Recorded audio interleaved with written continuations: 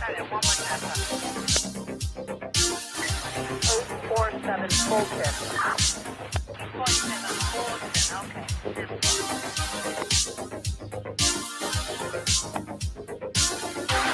4235, the business coming over with domestic battery at 1815 North Winchester, 1815 North Winchester. Danny stated the caller and the owner of the vehicle. Alright, thank you.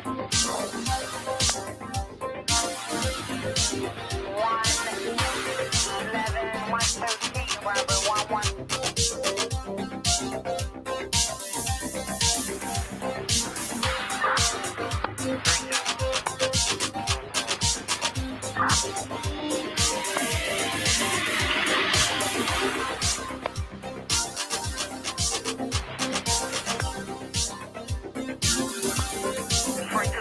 Okay over there?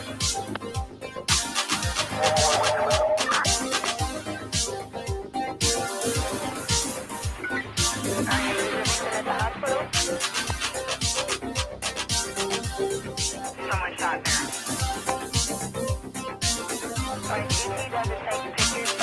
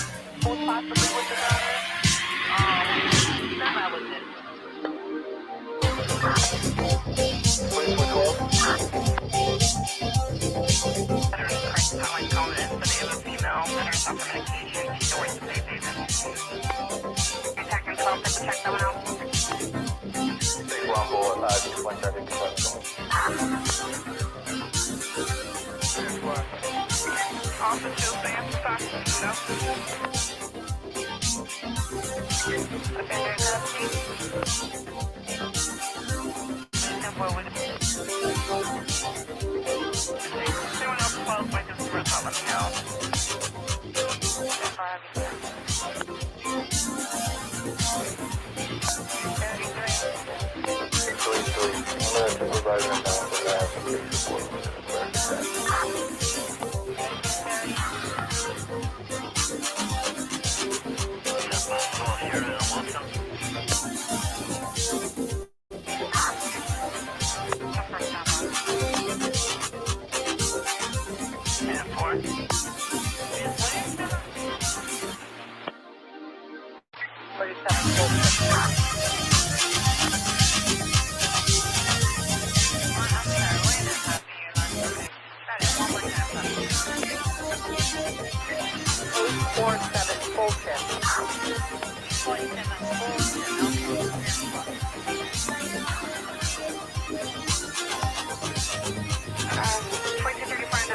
related? Domestic battery at 1815 North Winchester, 1815 North Winchester.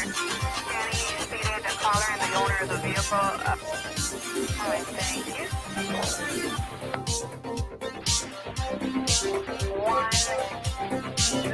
111-113, Robert 11.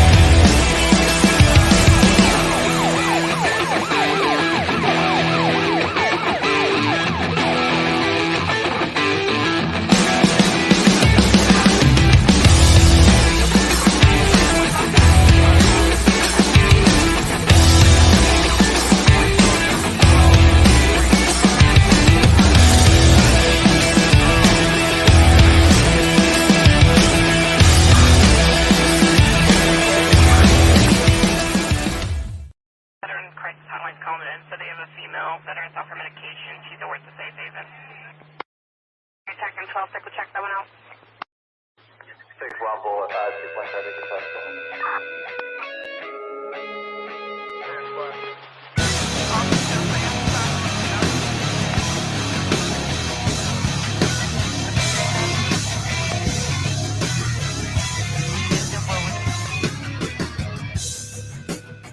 Anyone else close by this person, let me know.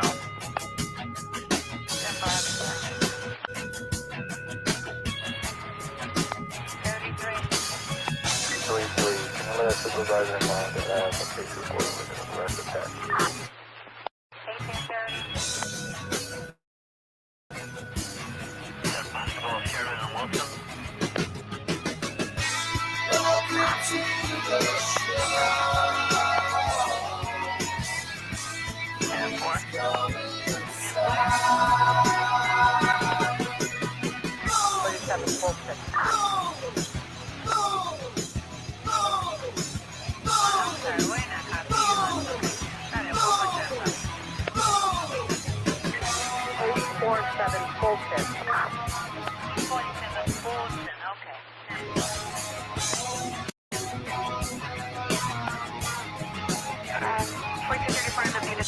Domestic battery at 1815 North Winchester, 1815 North Winchester. Danny stated the caller and the owner of the vehicle.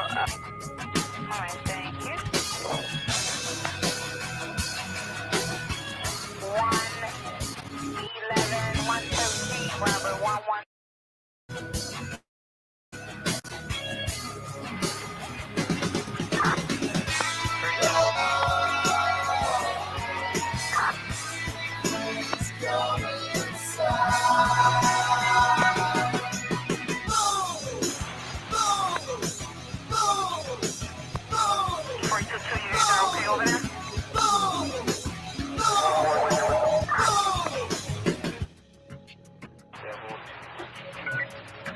Is your victim at the hospital? Someone shot there.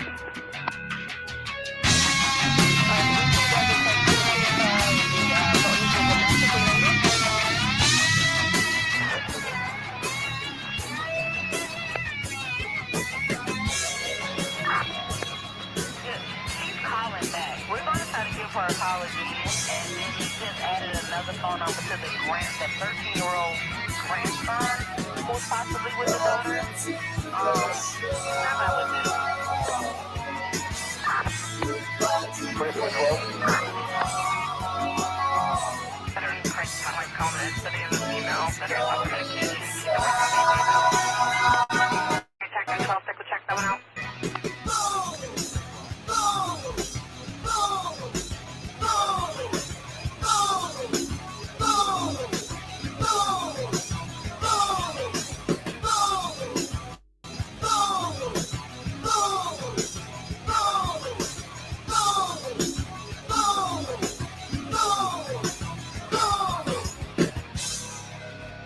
Damn, I love that.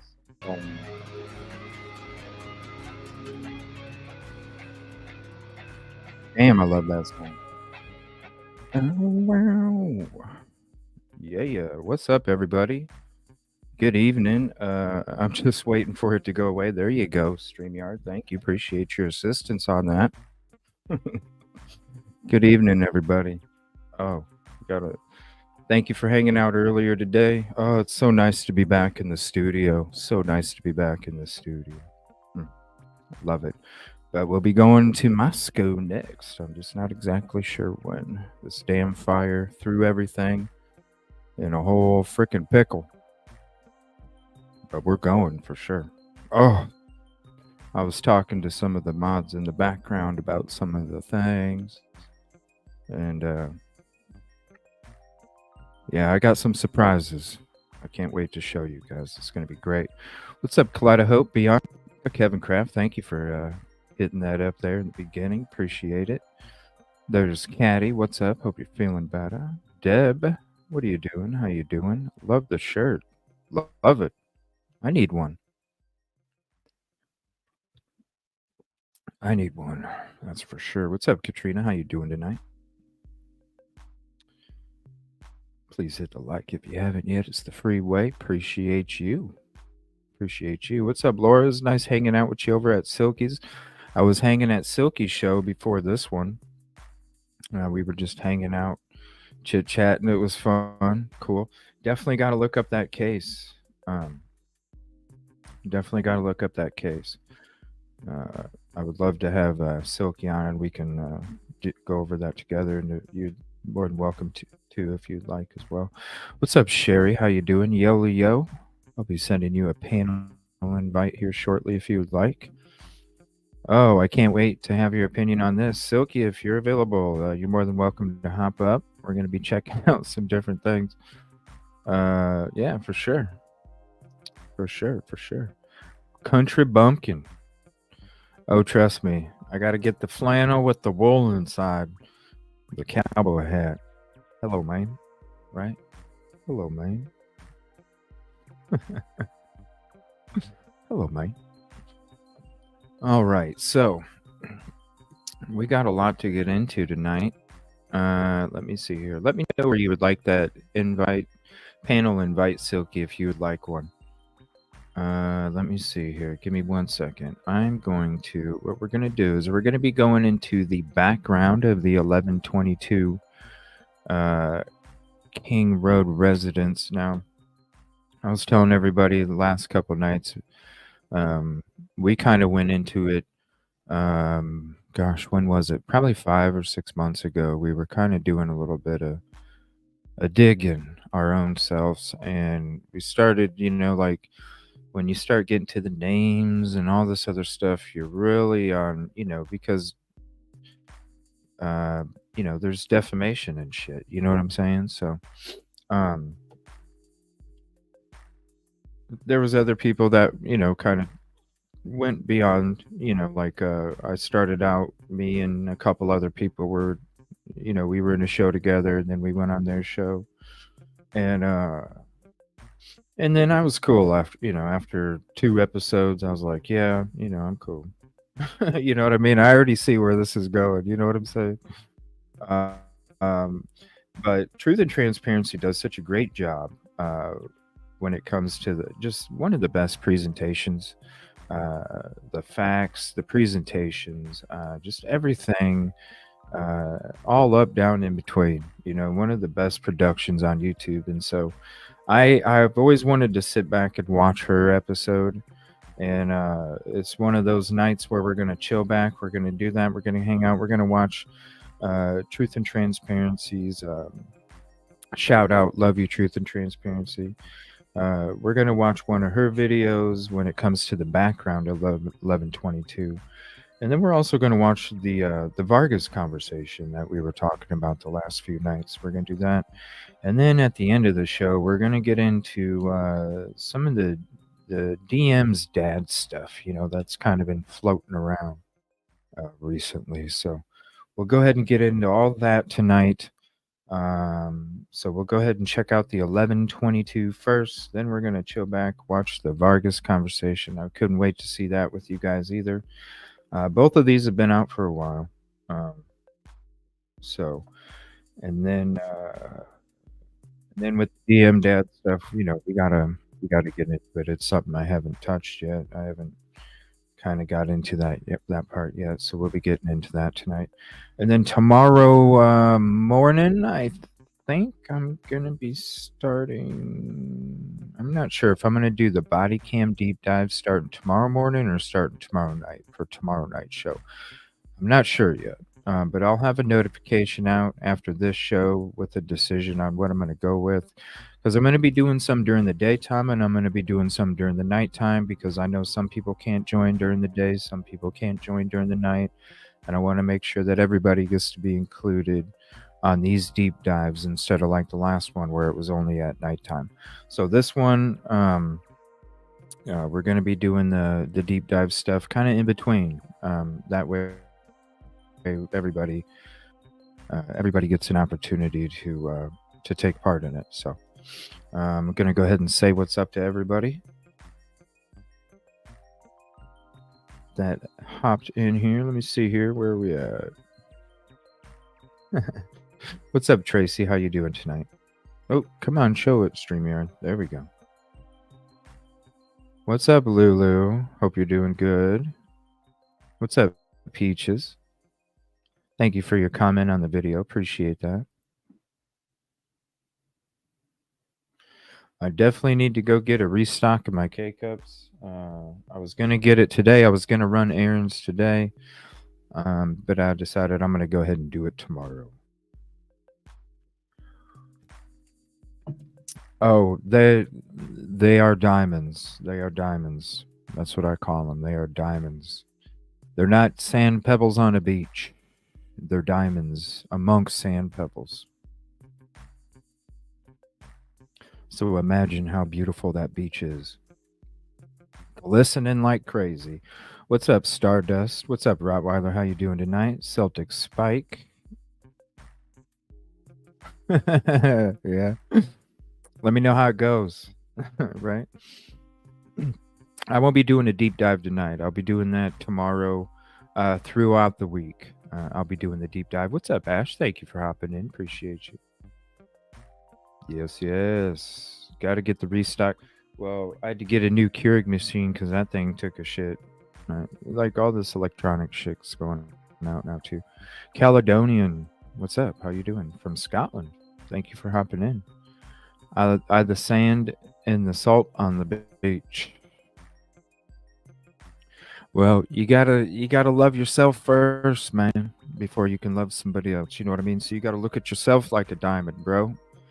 You have to look at yourself like a diamond. Then you can show the diamond to others. You know what I'm saying? You gotta. The diamond is you. Then it goes out. Thank you for becoming a member, Tracy. Appreciate that. Peaches, CJ, you know I enjoy your show even if I can't watch live. Aw, well, thank you. I appreciate you. Well, now that I'm back at the studio for a little bit before we go to Moscow, I'm doing the daytime and the nighttime. We're going to be doing a painting show with a glass of wine. I need everybody to let me know when they want that to be. I'm obviously not going to be drinking a glass of wine at 11 o'clock in the morning, so it'll have to be at night sometime. But I'm ready to do it. I just need to know what day is best for you guys. Maybe a Saturday night, a Friday night. Let me know whichever. You know, and we'll start the wine and the canvas painting shows where you guys can hop in. All right, so let me see here. Silky, if you want in, let me know. And let me send this to Yoli.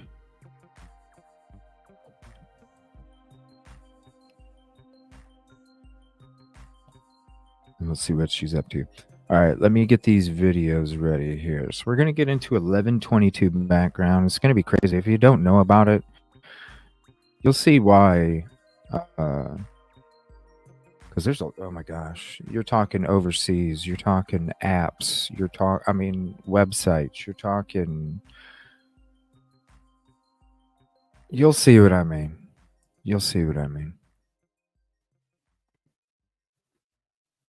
It's crazy shit. If you don't know. If you do, you know it's crazy shit.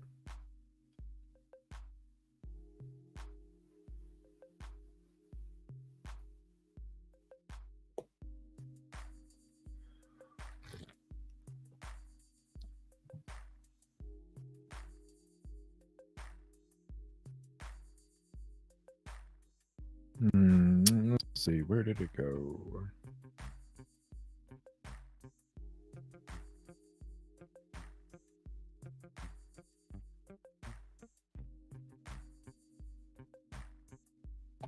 Where did it go?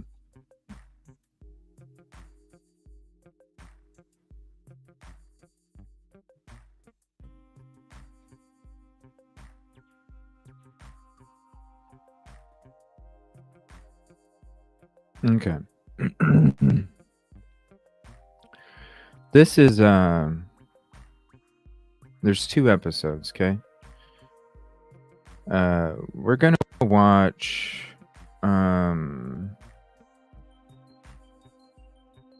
This is from actually 4 months ago. Okay. This will give you the background of it. So let me share the channel real quick. I know you already subbed. One of the best YouTube channels out there. Hold on 1 second. So here's this. A wig. Hold on.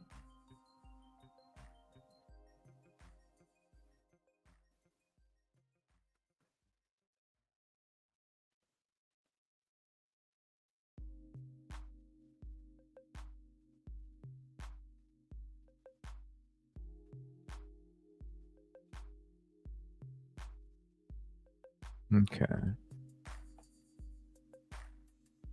I see Summer in Agreement. What's that? Oh, I'm sorry, Peaches. Thank you, Renee. How are you doing tonight?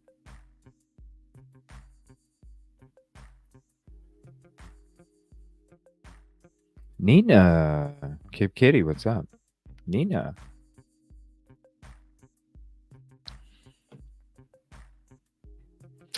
All right, let me see here. Did I send it to Yoli? Yeah, I sent it to Yoli.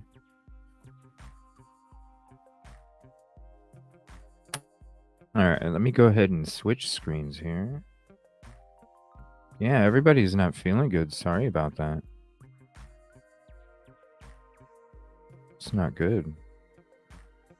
You gonna paint the peach cans and oh, Kevin, thank you for reminding me, dude. What I'm gonna be painting first, Yoli came up with a little phrase called martini. I think she's gonna start her own show, actually. Martini and Murder. Martinis and Murder. And so I told her to come up with a logo, and I'll go ahead and paint that as my first painting. I will paint the Martinis and Murder logo with the martini glass. So that's going to be my own. I'm going to do it my little style. It's going to be just for that, and then that can be the next painting, the peach can sundial for sure. We can definitely do it. Peach can sundial. My first drawing show, because I'm going to be doing drawing shows too. My first drawing show is going to be Gizmo with a black and mild wine tip wood cigar. That's gonna. I love my black and mild wine wood tip cigars.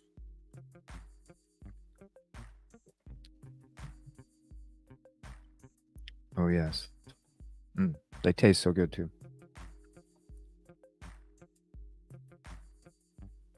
There was a past merch. Oh, okay. Oh, okay. I thought, well, you gotta have your own channel. But yeah, I'll be doing, and then you guys get to see the paintings. The paintings sometimes will take 2 shows, but the drawings will only take 1 show. That's total blank, drawing with pencil, then outlining with marker, then filling in with like crayons and colored pencils, different shading and things like that to give it a 3D effect, all the pictures. So, and then I'll be doing customized pictures where if you guys would like to purchase one and have me do one, I'll do custom art for people as well. So if you have like, whatever you would like to have a picture that's drawn or whatever, I will do it as well. But I'll show you my drawings. I'll show you my paintings, and you'll get a feel for it. And what's up, Yoli? Hi there. What's up? Yeah, so there was a past Martinis and Murder podcast. I didn't realize that because I typed it in. I thought, I wonder if there was one. Because I was wondering where, that name sounded familiar. And yeah, it was a former podcast. They don't have it anymore. Well, So. Well, that's. But I don't know if I'm going to start a podcast. Why not? I don't. Get it. I saw your workload. You could chop that shit in half and have a podcast, Yoli. I could hire you to read me the documents. There you go. I have a shit ton of documents. There you go. There you go. The audio versions for Yeah. sure. For sure. Everybody wants me to read shit. I just don't know what to frickin' read, you know? I don't know. What do you want me to read? A bedtime story so that you fall asleep 5 minutes after me reading for 40? I mean, come on. No. No. At least it has to be interesting.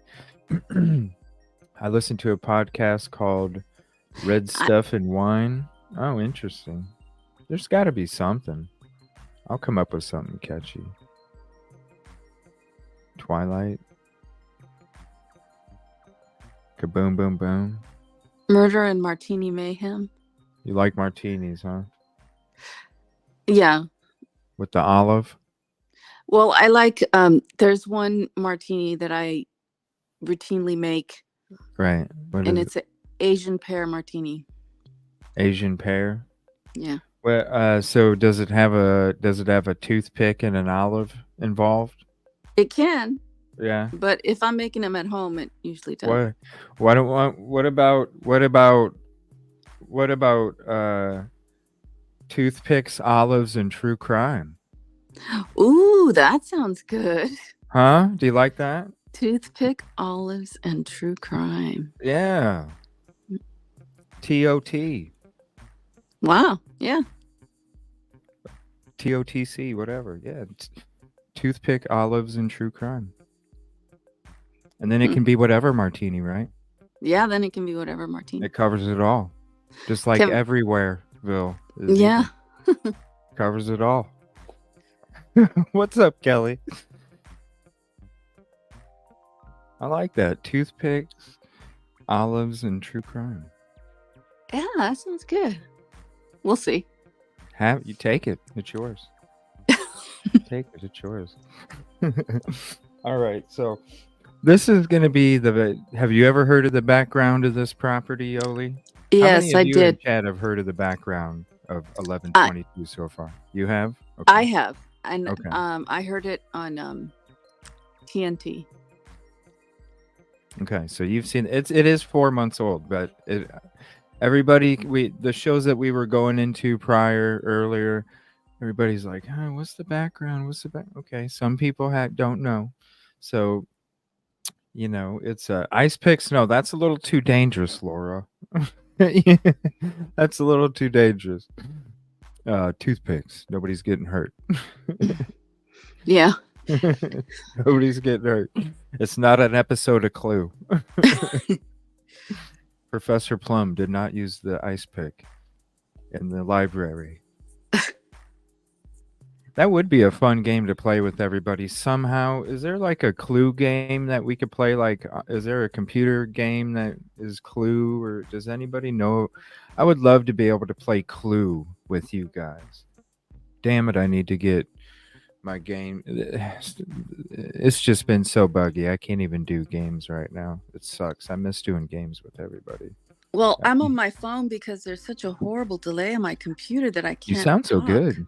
You sound professional, like the professional microphone or something. Oh my God. I do have one. It's just my phone. It's just the headset that comes with the Apple phone. That's right there. It sounds like you're sitting in the studio with the foam sitting around you, and you have a microphone like this. Seriously, it's perfected audio right there. Interesting. Whatever you're doing, the best setup. Whatever you're doing, can you see chat with YouTube while you're? Yeah, I can. I figured it out. Okay. I figured it out. I can go to the comments section and I can see the chat and chat, and I can actually chat. Yeah, whatever I'm figuring this setup things is. out. Yeah. Oh, is your I'm on my phone. Yeah. Is your phone plugged in, Yoli? Because it's going to drain the shit out of your battery. Well, it can be. I will. I put it on a charger. It will be. Because I even have to have mine on a charger. That's StreamYard. I don't know. It just your battery just goes down. Okay. All right. So we're gonna go ahead and watch this. This is Truth and Transparency. Let me put the channel up here for the promo. And if you guys haven't heard about this, it's crazy stuff. Crazy stuff. It definitely is. All right, so let me see if I get to the. Oh, Halloween! I can't wait for my Halloween show. I'm gonna be. Yes, I can't wait. Again, guys, what is up? Truth and transparency. Thank you. One of the best YouTube channels out there. Here we go. Let me see here. We are talking about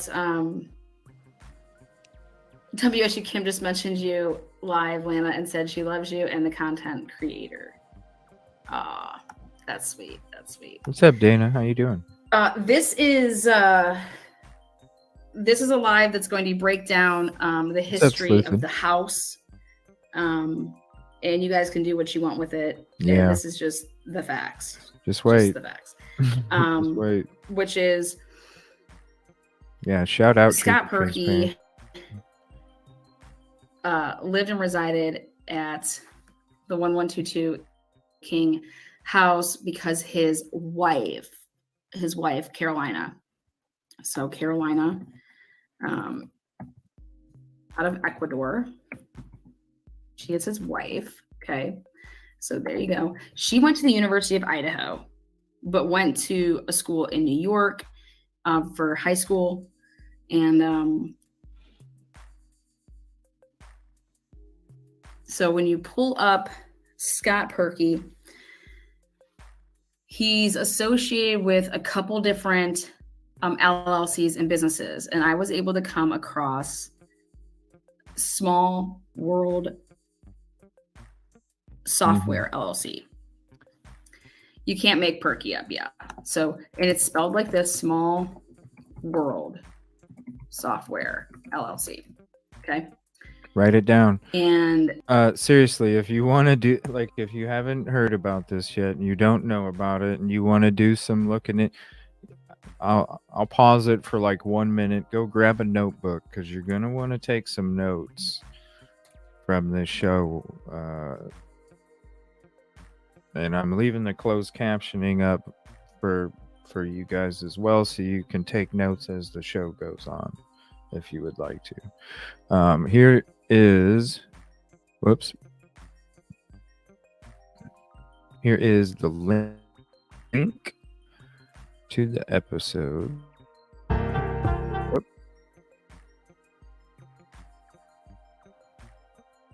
Hit the wrong button there. 1 second.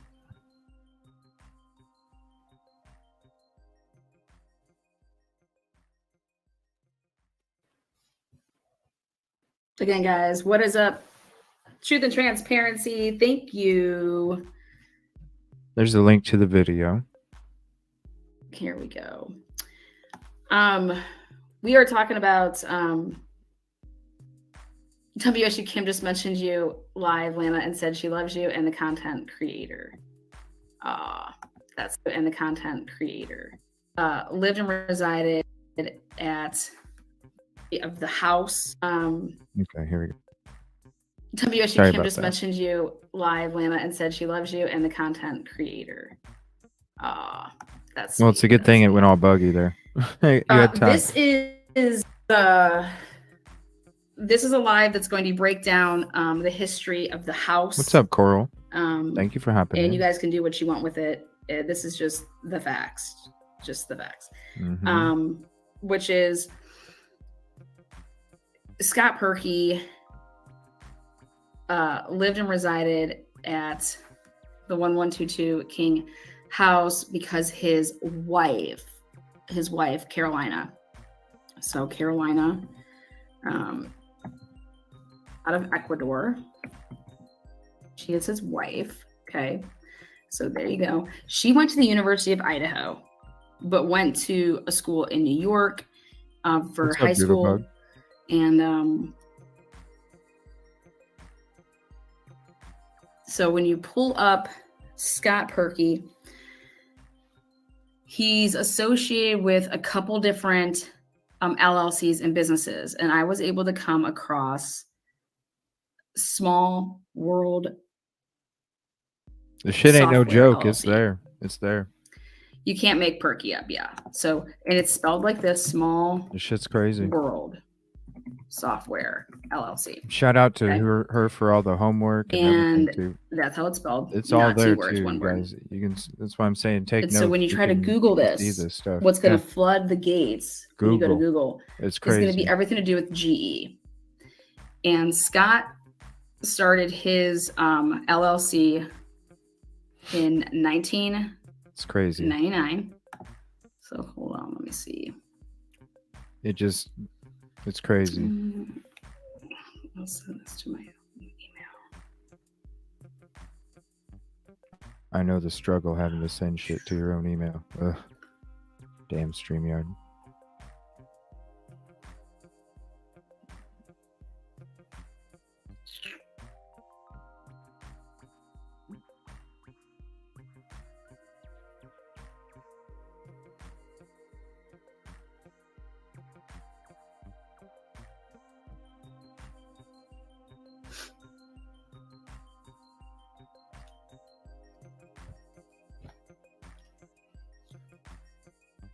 Okay.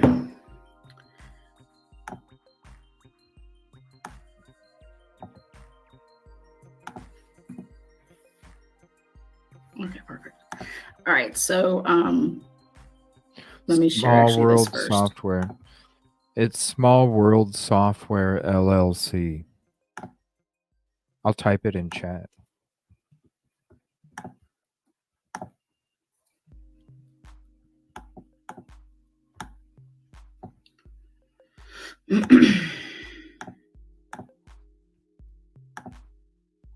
There you go. I can't with Disney. I know some people hate Disney. Some people love Disney. Thank you, Laura. I appreciate But there you that. go. He starts this in filed May 1999, 902, Secretary of State, Small World Software, Scott Perky. Okay. 1122 King Road. And then the general type of business transacted under the assumed business name is wholesale trade. Wholesale trade. And then That's the all name there. and address to which correspondence should be addressed. And again, his name, that address. This is still active today. Okay. This is still active today. 24 years later. Why do they want the property gone it's so quick? This address. Which I think is strange, but whatever. Then I said, what were his ties to Idaho? Well, his wife. Okay, now check this out. She would change her picture on Facebook, February 15th, 2014. Literally right before he is right before the date, March through June of 2014, Scott Perky started. This shit's gross, okay? When it gets to when it gets to what Scott Perky was getting in trouble for, like it's disgusting, okay? One of the most disgusting things ever on this planet he was involved with. Well, how do you put this? You'll see what I mean when it gets to it, okay? But it's fucking disgusting. I just want to give everybody a heads up, so I understand if you need to back out. It's not graphic. It's just have sexual disgusting. Relations with a 14-year-old. It's disgusting. According to the allegations of the 14-year-old. It's not this wasn't. That's what I'm saying. It's not a warning. It's not a graphic warning. It's just disgusting as fuck. There's a difference. It's not a trigger warning. There's no kind of graphic words. There's no kind of It's not. It's none of that. It's just disgusting as fuck. It's. I don't know why everybody's putting up a trigger warning. It's not a trigger warning. It's just disgusting as fuck. March through June of 2014, Scott Perky started to have sexual relations with a 14-year-old. Right. According to the allegations of the 14-year-old, but she it could be a trigger warning for him to be charged until there's no graphic words, there's no, you know what I mean? Yeah, it's disgusting as fuck. That's what it is. That's why I paused it and I said it's disgusting as fuck. That's good enough. I knew with her she wasn't gonna use and I know she doesn't. She's not about that. So if she didn't put up a trigger warning, there's no reason for me to put up a trigger warning. It's just disgusting as fuck. You know what I'm saying? There was no words that were graphic or anything like that. Yeah. Until 2 years later, which was 2016. It's just disgusting. And I will show you guys the but if she didn't put one on, I don't need to. The case. She's way beyond where I'm at. You know what I mean? She's way better than I am.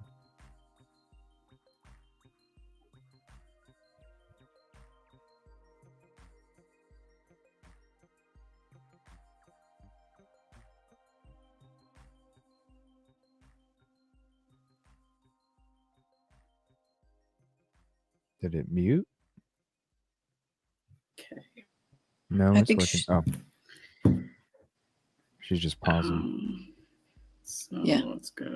Stop sharing screen. StreamYard's probably bugging too. StreamYard's been bugging for everybody for a long time. At least they allowed us to have animated backgrounds now. That's cool. Okay.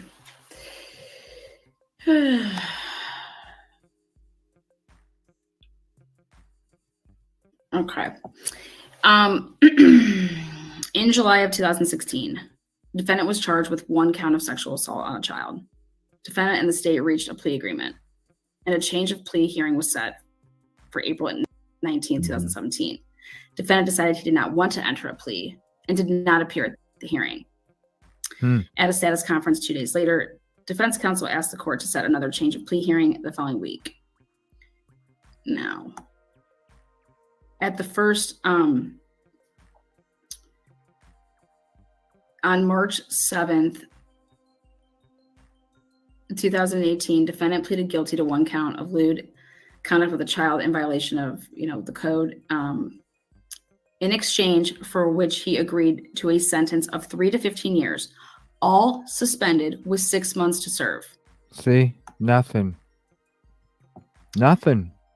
Defendant admitted to the court that didn't even want to enter a plea,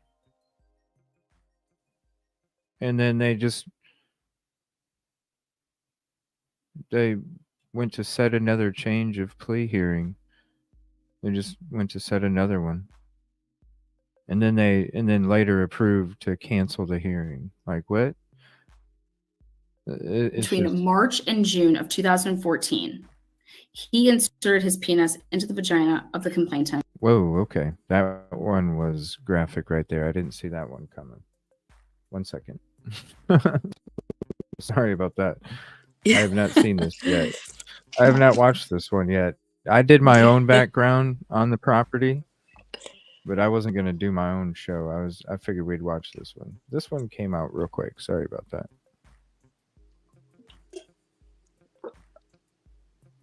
So go ahead and back out. I'm imagining, let me see. I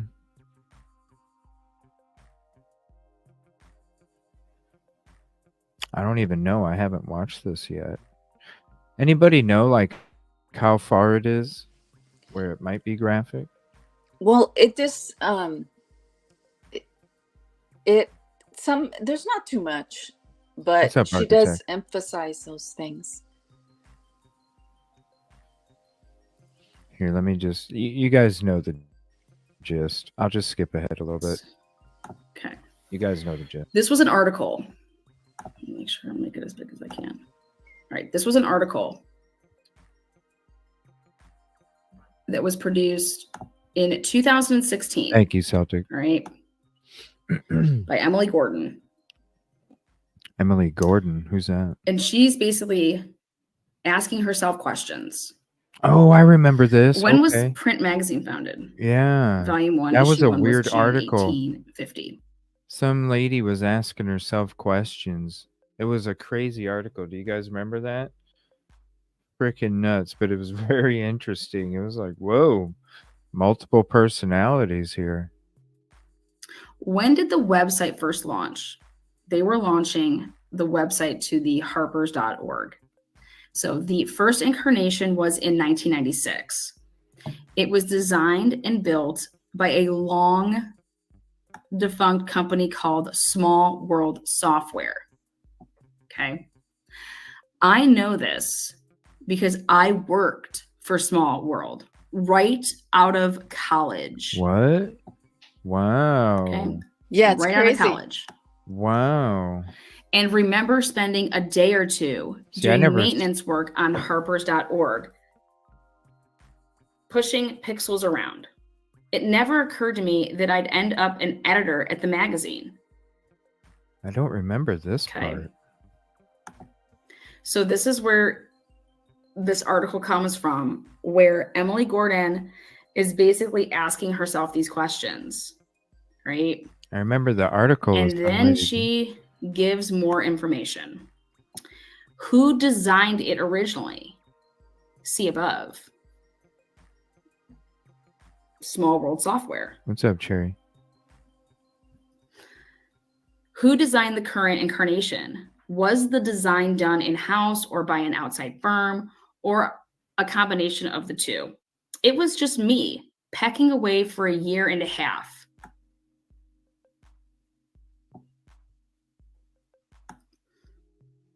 When did you do your latest redesign? And what motivated the magazine to go forward with it? Again, this is 2006. Everyone thought it would be a good idea to go forward with a new site that would appeal to our subscribers.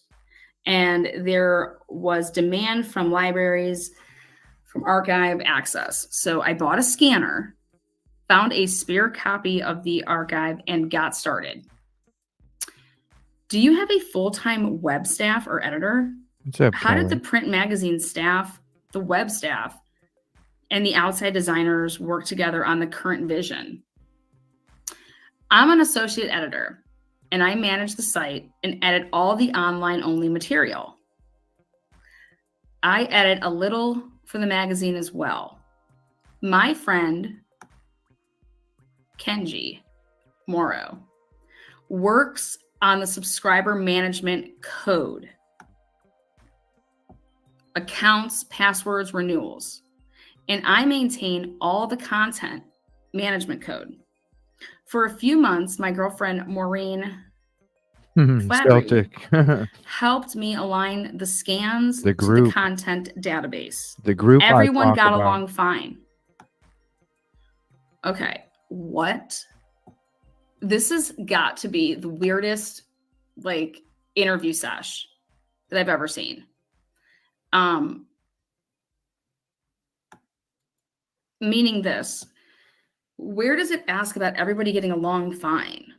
What is this? What are we talking about? So I went ahead and I wrote down Maureen Flattery, Kenji Morrow, and Emily Gordon.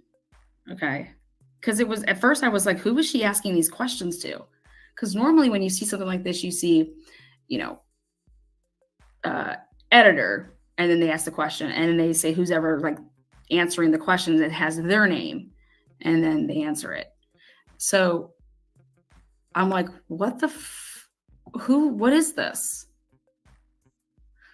So if somebody else feels some type of way that, okay, wait, no, this isn't Emily Gordon asking herself these questions, feel free to tell me why. But she wants us to know that everyone got along fine.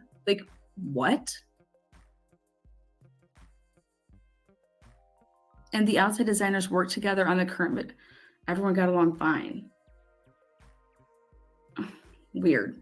Anyways, how long did the latest redesign take? About 18 months from brainstorm to launch. How much focus did you give the magazine's impressive history and archives on the website? How much is now reflected in the site? All of it. Does the website focus on reaching out to long-time or older readers, to new or younger, or both? I'd guess that a site will skew younger than a print magazine, given the nature of the medium. Right now, I'm more concerned about moving us forward. More web-only features, more blog content, more archive material open to the world than I am about demographics. Working online for over a decade, I've learned that the audience will find you if you work hard enough to give them something worth reading. Well, right here. What they did? What is this? Like nobody was interviewing Small World Software, so she wrote her own article to publish in like That's what it sounds like. Like a community section. Nobody's writing an article about the company, so why don't I just interview myself and put an article out there? Interview like a promotion kind of thing, or just to have some to make it look legit in some kind of weird ass way, like Yeah, there's an article. Yeah, yeah. Real. I think she explains it a little more, but yeah, it's something like that. What the fuck? Okay. Here, working online for over a decade. That's 10 years. 10 years. Okay. So this was 2006. So now we can back this up to 1996. Okay. 1996.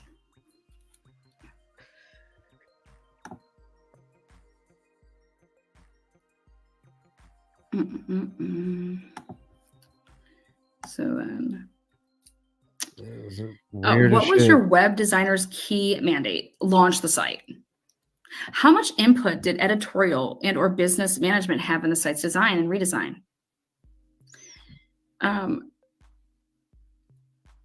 So this is part about what I already. So I worked away until I had coded up a very basic, adaptable semantic web framework that allows for both major changes to the structure of the site and for regular improvements to the design as we gathered data upon usability. Yeah, when I did my shit, it was just like the app overseas, the Bitcoin, the crazy ass apps, you know, the names, the states, multiple states, locations, you know, the different connections and stuff. I didn't know anything. I mean, I had heard about this, and it's something I never came across. So this is weird ass shit.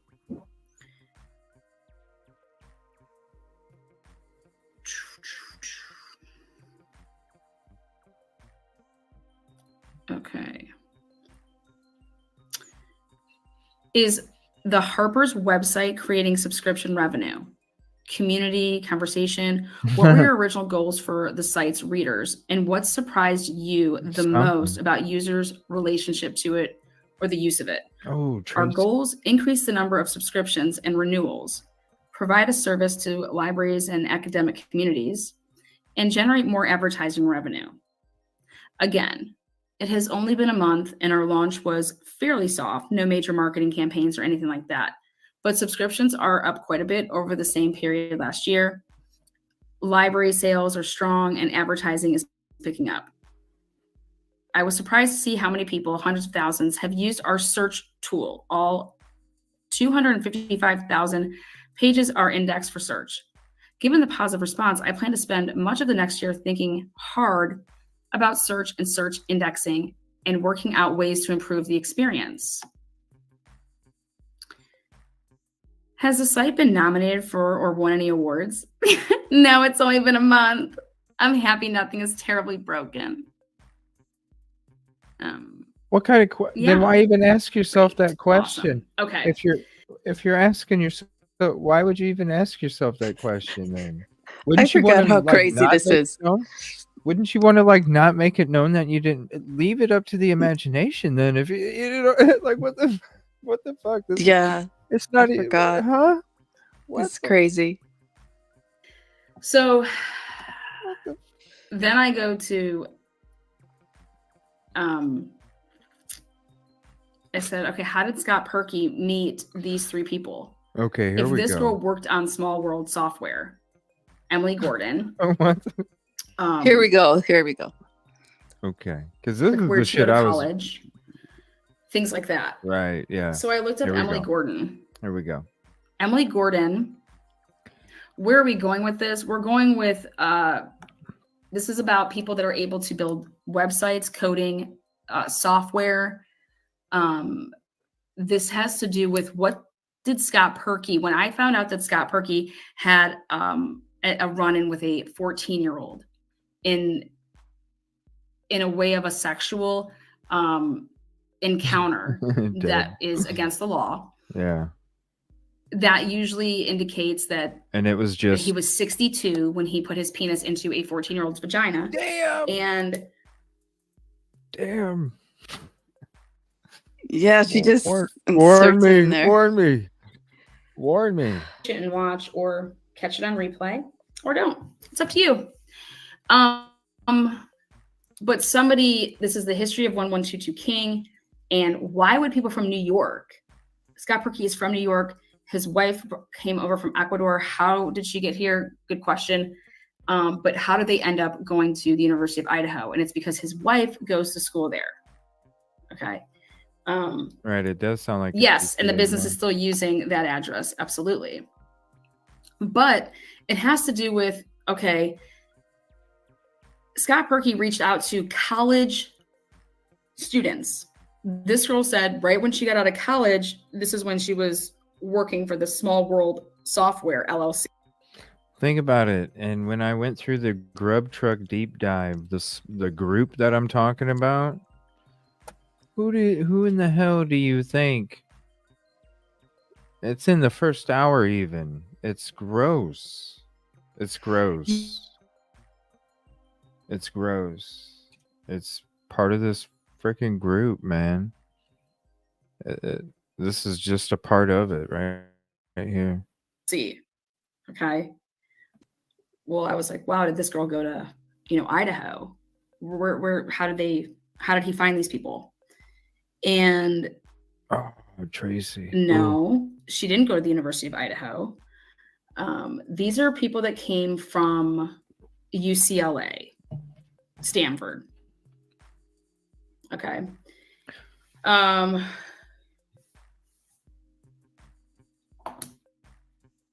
So I don't know if he found freelancers on the internet, but in some way, somehow, this girl from this interview slipped up, because the only thing that you can find about this small world is just a couple different things. And this is one of them. And she puts out this interview of herself.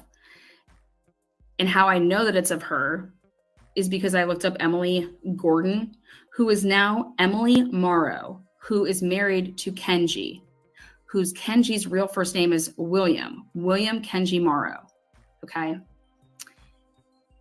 And Maureen, yes, was just one of her girlfriends. She kind of went off. She's in, Seattle, but she's not involved with the tech world.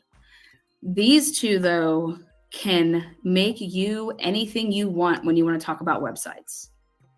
And what is the biggest thing that kiddie porn and escorts and, like your OnlyFans, that's a website. That's a coded website. Everything that you're doing online, everything that today's world is doing is, it's all tech. Okay. And so what is this Small World Software LLC that started as a wholesale trade? what is this? Okay. And clearly it's something to do with building a website. They built a website. All right. And then I looked up what these people were good at. I also just looked up their track record. So let's go to, I said, let me look up what Emily Gordon was up to, what Kenji Mara was up to, but also where was Scott Perky? So Scott, he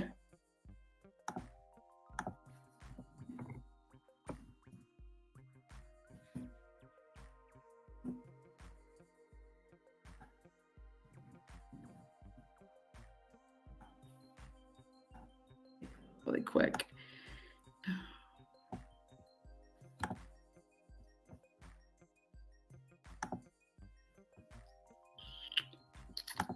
Okay.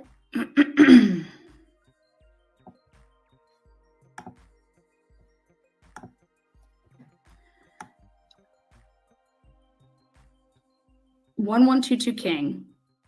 Then they get another house in Moscow, Idaho, at the address of 1866 Appaloosa Road, which is right where Constagna is. Okay. And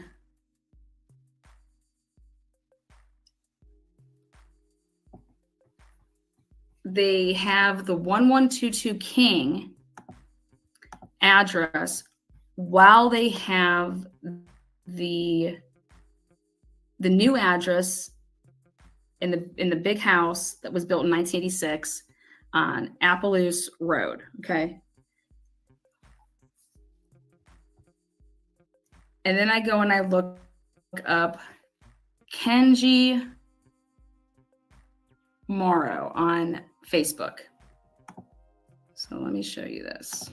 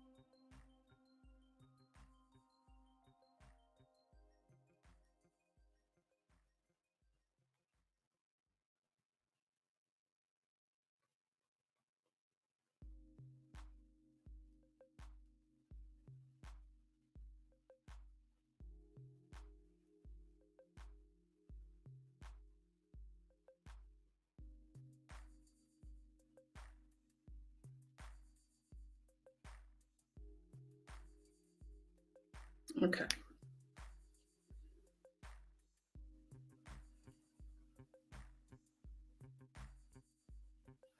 All right, I'm going to pull up these for you guys.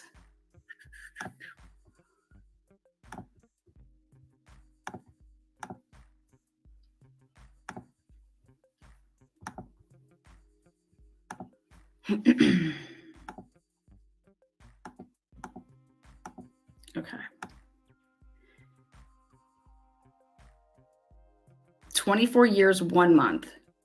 Active current. Small World Software. Idaho assumed business name. Filing state, Idaho. Active current. 24 years, 1 month. Mailing address, still 1122 King Road. Okay. Moscow, Idaho. Business category, computer software. And everybody thought when they went to go ahead and Google this, you're going to think that it is the Small World Together, the word Small World Together. That's not it. It's not the GE software that was bought. Okay, that's not what this is. And then here underneath, you can see Scott Perky, the owner, again, the address. This is still like this. Okay. Why is this address still the address? That means your mail would be coming here. That means, everything is in 24 years in 1 month. This is still the address of Small World Software. What is Small World Software? What is it? What are you making? This has nothing to do with the GE, okay? So again, here's your proof when someone says, oh, well, this was from 1999. No, that's when it was started. Okay. I do believe that they started working on it earlier, but it officially became this LLC in 1999. It is still current. Okay. It's right here. Here's your proof that it's current. Okay. 24 years later, company age, 24 years, 1 month. This started in May of 1999. All right. Now, let me continue. Then I saw Kenji Morrow, June 4th, the same month. Okay, March through June of 2014. This is when this alleged, and I believe it happened, obviously, like when you want to say alleged, you can now say he admitted. Okay, it's in court papers. I just showed that.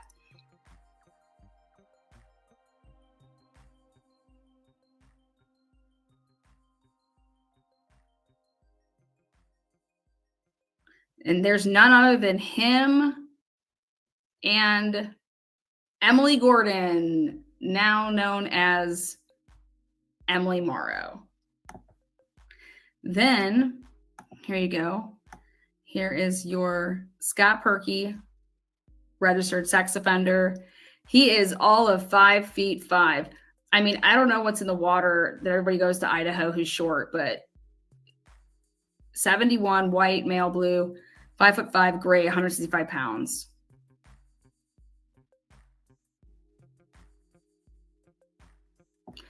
And the reason that some people didn't think that it was him, yeah, that was his Vermont address. Okay. He also owns Durango Coffee. He owns Durango Coffee Company.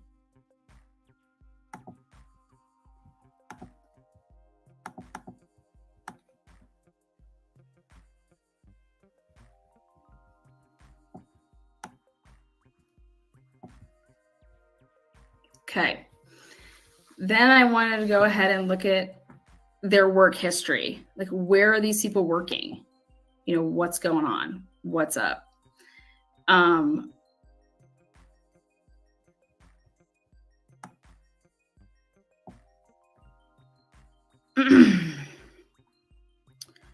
let me go like this.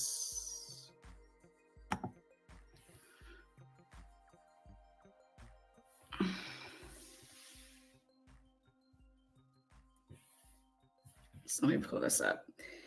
I wanted to know if they were ever in the business of, back in the day,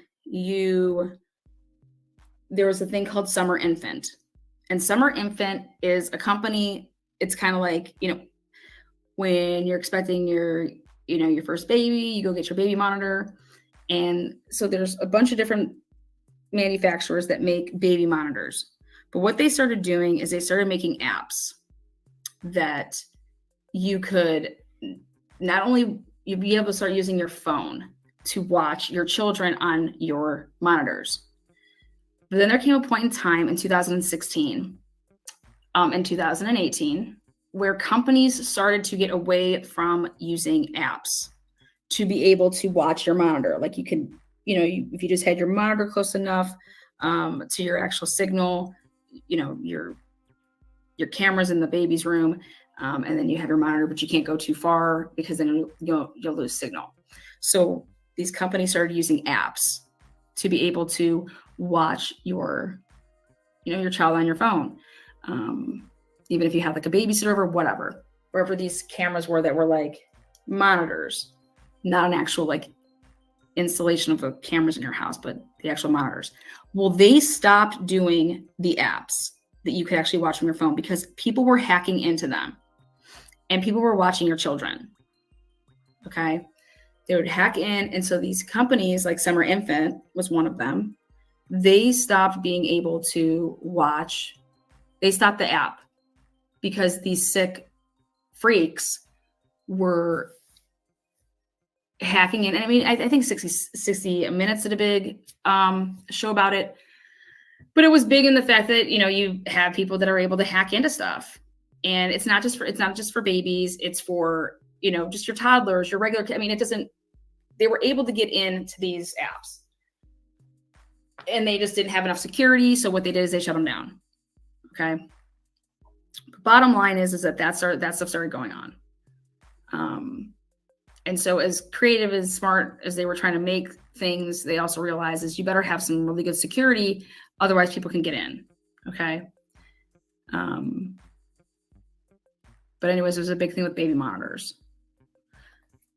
And so you're building these websites, whatever they're building. Cause I said, how did Scott Perky get his money to the point that he has a plane? Okay. People just don't know buying planes. You know, well, he's in the coffee business. Coffee, you fly over where to go get the best coffee? Was it Colombia? His wife's from Ecuador.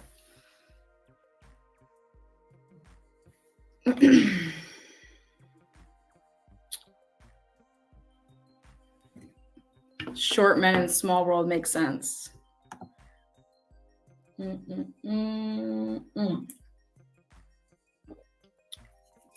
Okay. So I wanted to know more about where, you know, because Scott Perky's 71, back how old his wife was.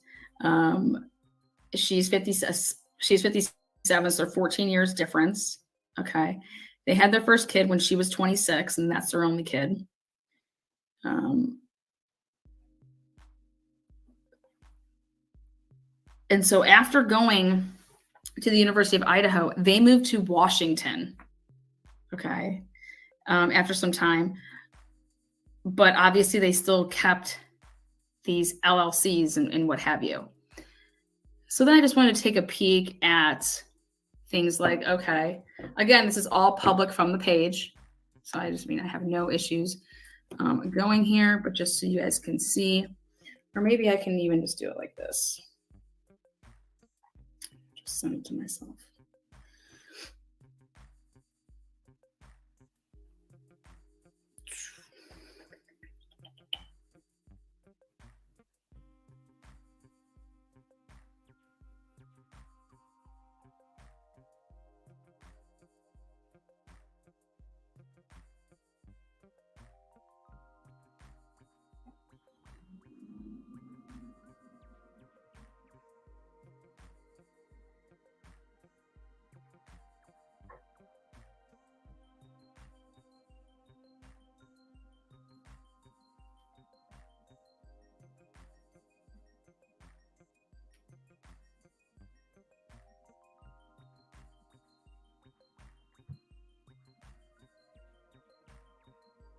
All right, let's pull this up.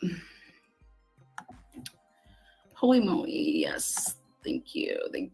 Now, again, he wasn't, that's the whole thing is I don't know what his involvement is with the house, because Dan Etsy, you know, like he's involved. And so I don't know in terms of that, but I'm talking about the history of the house.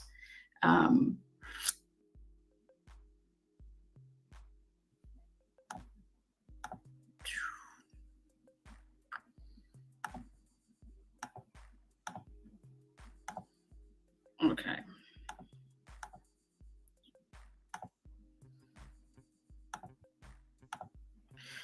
So she's been working and has for a while at this vocational rehabilitation counselor at Colorado Division of Vocational Rehabilitation.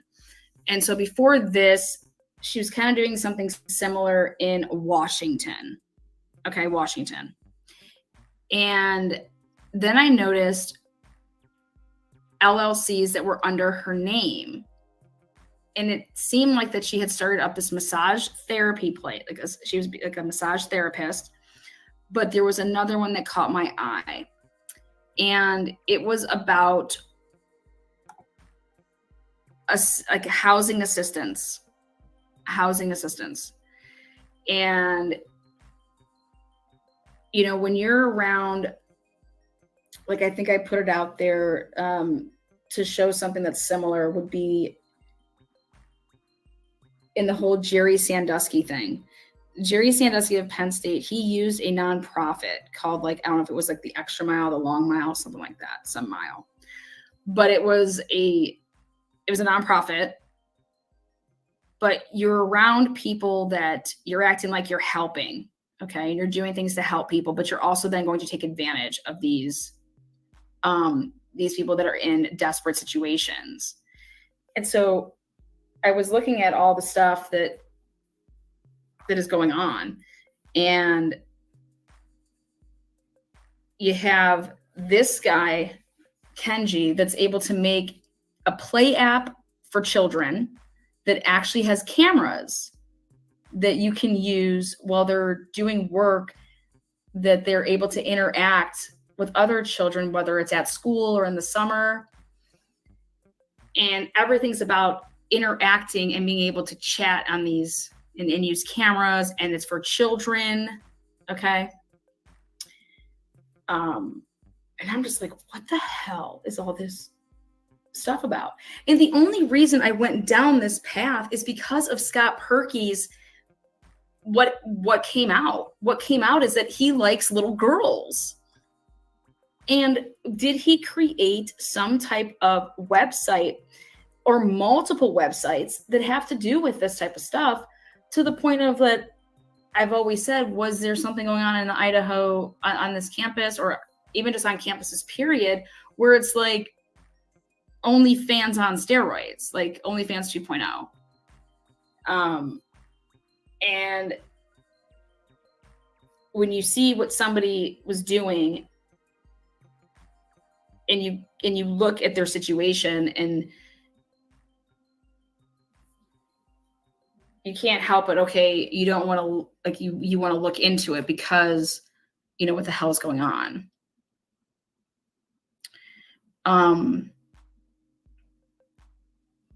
And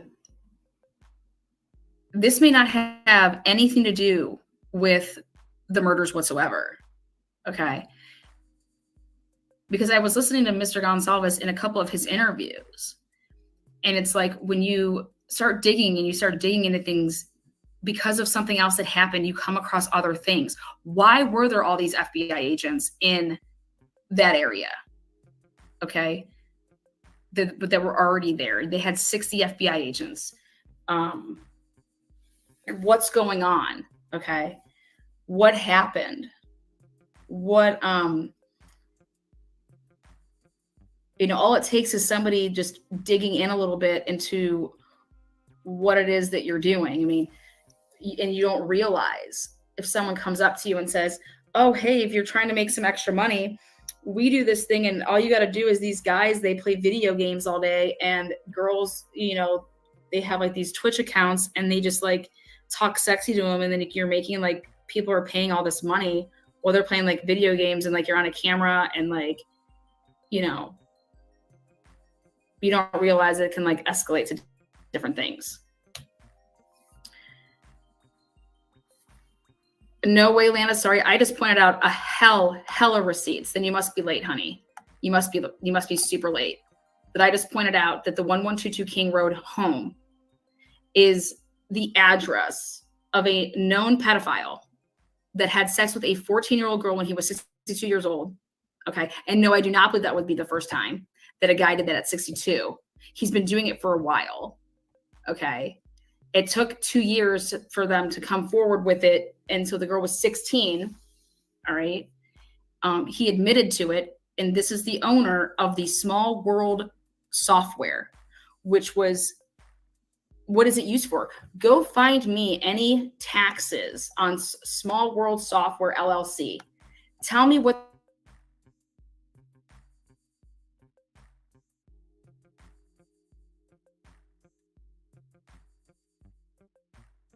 they're selling.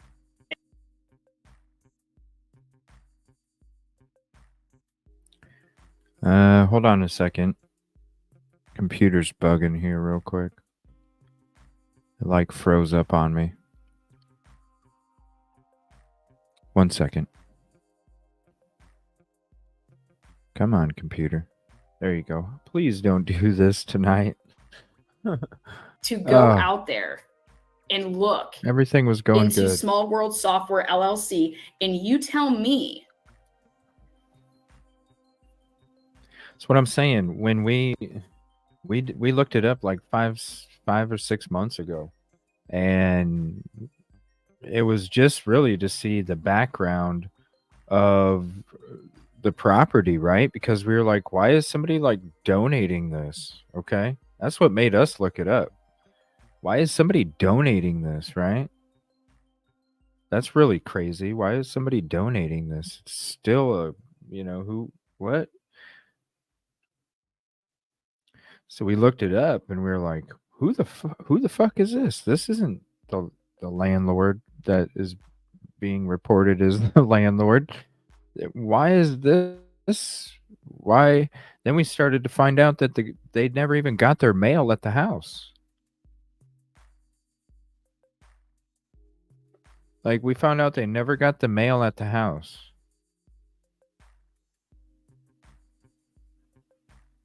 So it's like you live at a house, but you don't get the mail there.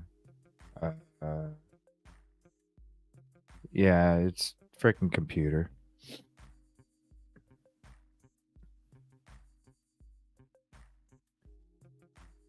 Yeah. Like, if you, that's what I'm saying. We looked this up like 5-6 months ago, me and a couple other content creators. And yeah, when you look up the background of it, you're like, what the hell? And how, like, these are all, she's showing all the receipts right there. And yeah, then I went on to another show, and that next morning I had a few emails from lawyers basically like, yo, you might want to take that episode down. It's not up anymore. You won't be able to find it on my past shit. You need to take this episode down, and you need to make sure that you when it comes to names and what you're associating those names with, yada yada, just giving you a heads up, And I was like, oh. So I had somebody look at him, and they're like, yeah, I would go ahead and do that. And I said, all right. So that's what I did. Yeah. Wow. So that's why I'm not going back to an old show of mine, because we were like, I knew she would do it respectfully. That's why we're watching this one. And I've always wanted to watch it, but that's why I'm cool. You know what I'm saying? I'm cool. And it don't take much. It does not take much. You can literally Google this shit, and all of a sudden you're on this huge rabbit hole where you're like, damn. Like, you're talking multiple states. You're talking up in Alaska even. You're talking overseas. You're talking, multiple people. It's just crazy. Crazy.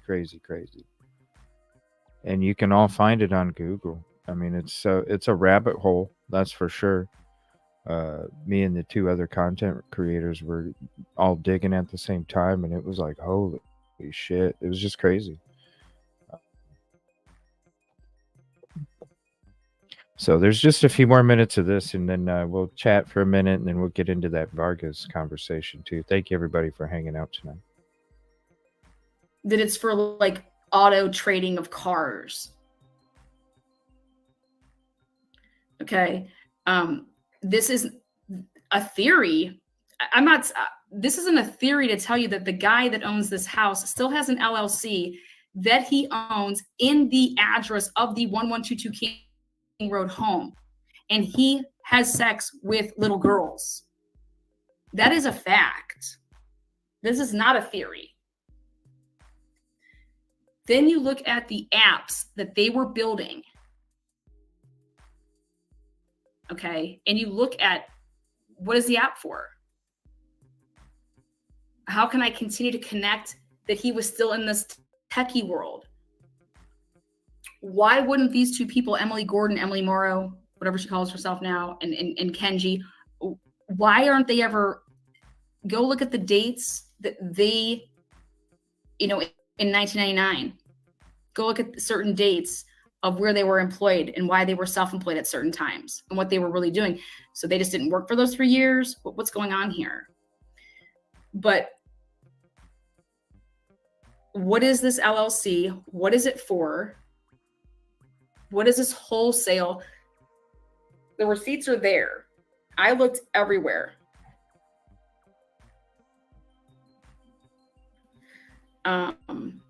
This has nothing to do with the home, though. Okay? This has nothing to do with the home. This is an LLC. This is for computer software for websites. And what were they building? What type of websites were they building? This guy and girl, Emily and Kenji, the type of websites that they can build, they build you a private login website that you get only a login for, and that person has a login, and then you have your own password. Okay, and you're going into these think about like when you log into Facebook. Okay, you have your own login and with your own password. They're making websites for something, but what are they? What is this for? What is this LLC used for?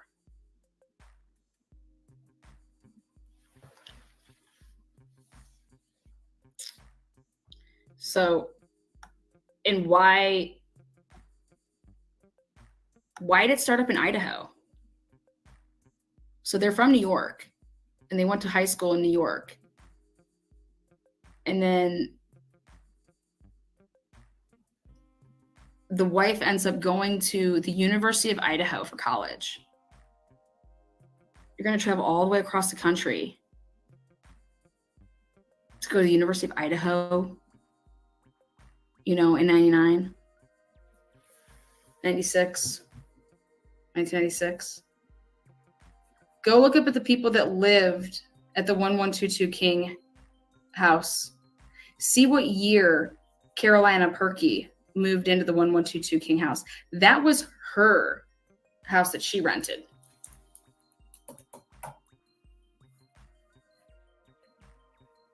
Okay. You got a guy that has a fetish with young women, young girls. And he's teamed up with a bunch of web people that can design stuff that he would be into. So that's your home. That's your history on what was going down. And then after being in that King Road home, then they got that house on Appaloosa Road. And that's the same name of what they came out with this app. They named it that.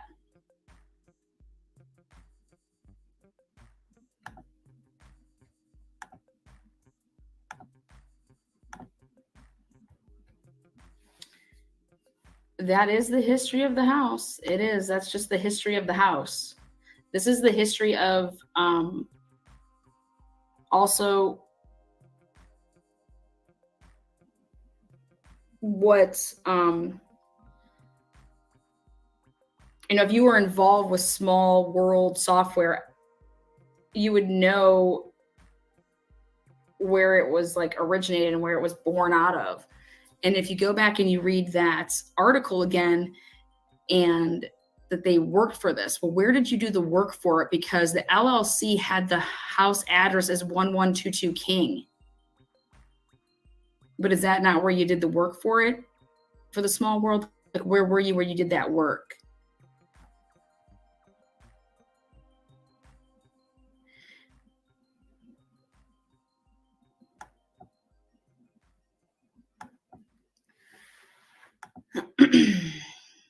So,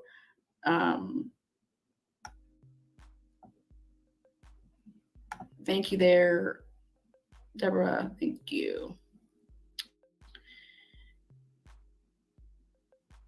Again, it's sad. It's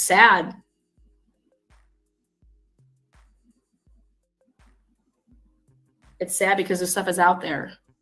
And I challenge anybody else to go and look, where is that article, or rather that interview that that Steve was talking about. What was Kaylee talking about to him? Okay. Kaylee followed true crime. What was that's exactly what blows my mind too. You know, each year that you're renewing your license and that you're keeping your business in good standings, you know what address is written down.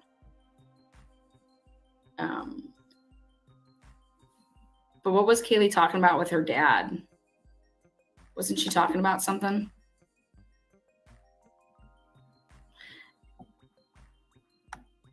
And if you go back and you check out what was going on in 2016, 17, and 18, 19, right before COVID hit, a lot of these universities, I had to do the research myself.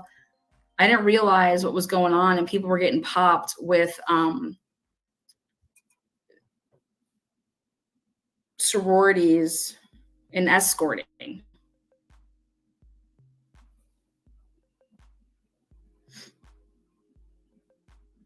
Sad, sick. 2016, 17, 18, all this escorting stuff with the sororities and police being part of it and getting arrested. I'll put up some examples because you guys want the extra receipts. But the receipts are right there. They're all within what I showed you guys.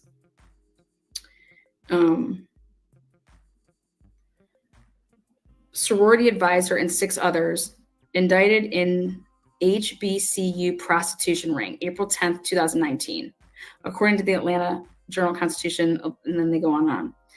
Sorority probe for sex ring to pay pledges fees, May 1st, 2018, New York Post. AKA sorority accused of running a sex ring and pimping out pledges. Alpha Kappa Alpha sororities, 110-year service-based mission. These allegations are in no way a representative of the Alpha Kappa Alpha sororities, 110-year. I mean, former Fort Valley State University sorority advisor pleads guilty in sex ring. Reno, prostitution sting leads to arrests of genealogists and ex-police officers, October 26, 2022.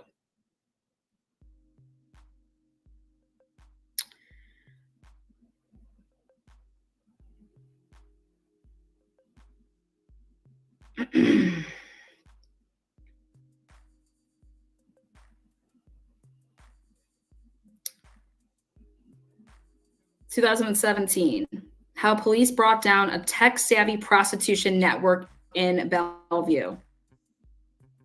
July 26, 2017, the online sex buying investigation that began in April 2015 uncovered the interlocking organizations that ran the prostitution businesses.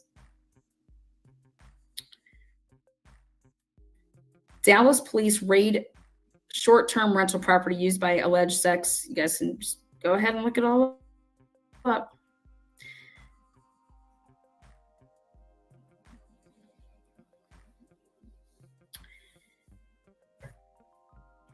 It comes up like quick on Google too. Like this stuff makes my stomach sick.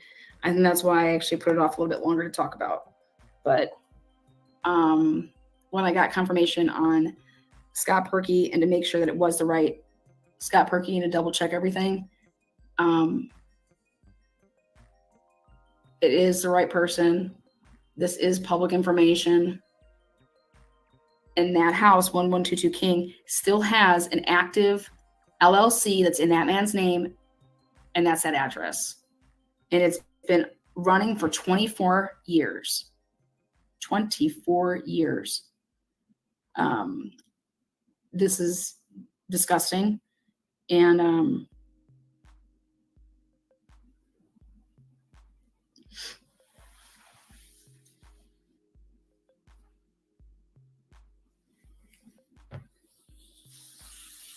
people that take advantage of females,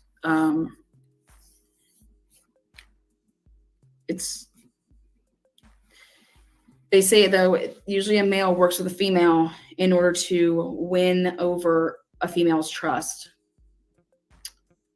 So,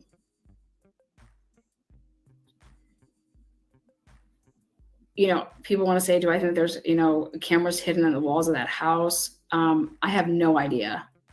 That's, to me, no clue. I'm more or less thinking that it's about you're setting up organizations that you could possibly do in certain areas where you think that you can do certain things. Right. And maybe people are going to look the other way. I don't know. Like I said, have a front or a tool to be able to, do your sick shit,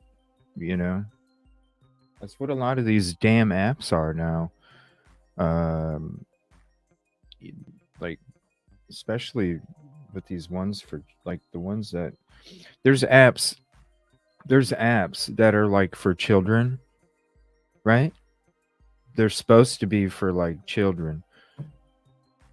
Because we were looking this shit up when we were looking up the whole Snapchat shit with Delphi a long time ago, and we ran into some of these apps that were over in France and shit. And well, that's where their headquarters are because of the international laws. They don't, to try and report something over there, there's so many hoops you have to jump through. It's almost impossible. And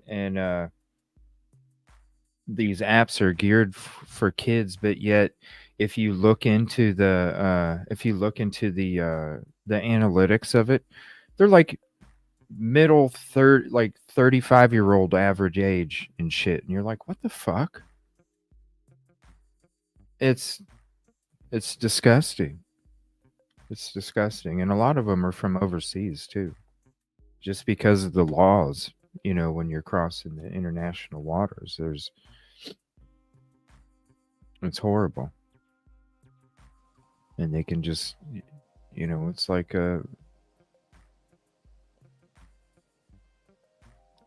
just a front, So this is all pretty freaky.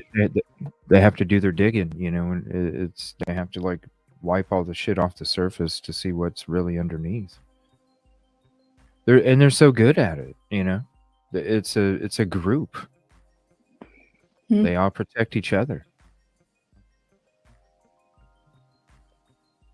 Yeah, what she said that they usually have a female with tagging along with them reminds me of Jeffrey Epstein.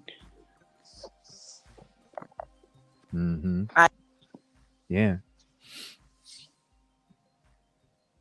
I gotta do a show on that sometime. I have a bunch of shit on that. I always wanted to, because that's crazy, man. Like, that's crazy because the whole Epstein shit. Like, shout out to 60 Minutes Australia, because they're the ones that actually started the ball rolling on the whole thing, because nobody here, none of these, even newspapers were getting threatened to not be printing shit. And it took 60 Minutes in Australia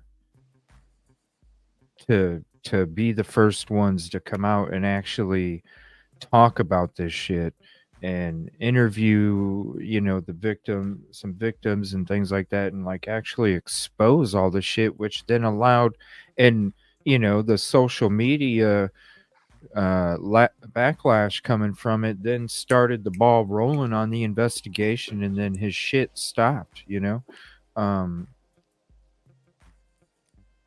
It'd be interesting to watch that stuff, because I have a lot of stuff saved on that. it's crazy. It's crazy what these people can. It's just sick. Just sick ass shit. Yeah, it makes What's up, Adam? makes people easy targets for extortion if they're involved in shit like that. Oh yeah. I mean, you hear about it on YouTube, even. You know. Yeah. That's why you gotta be careful who you trust. Yeah. You hear about it on YouTube, even.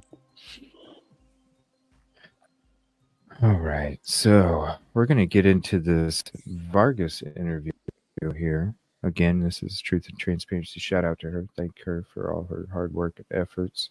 Here's the link for this video. Definitely go show some love.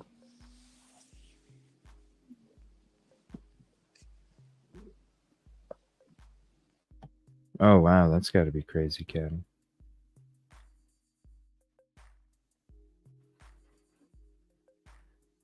You sure do mention Jules a lot, Stardust. I don't really watch her stuff that much.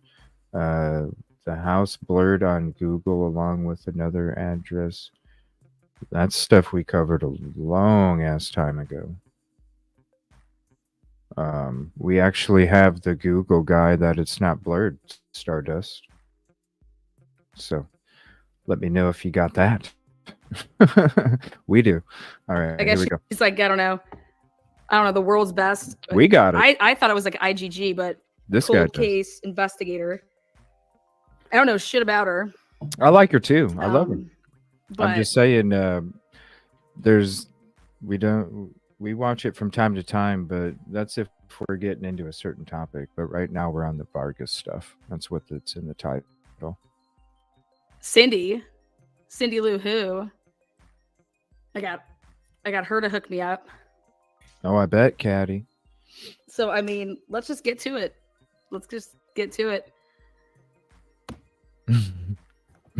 Here we go.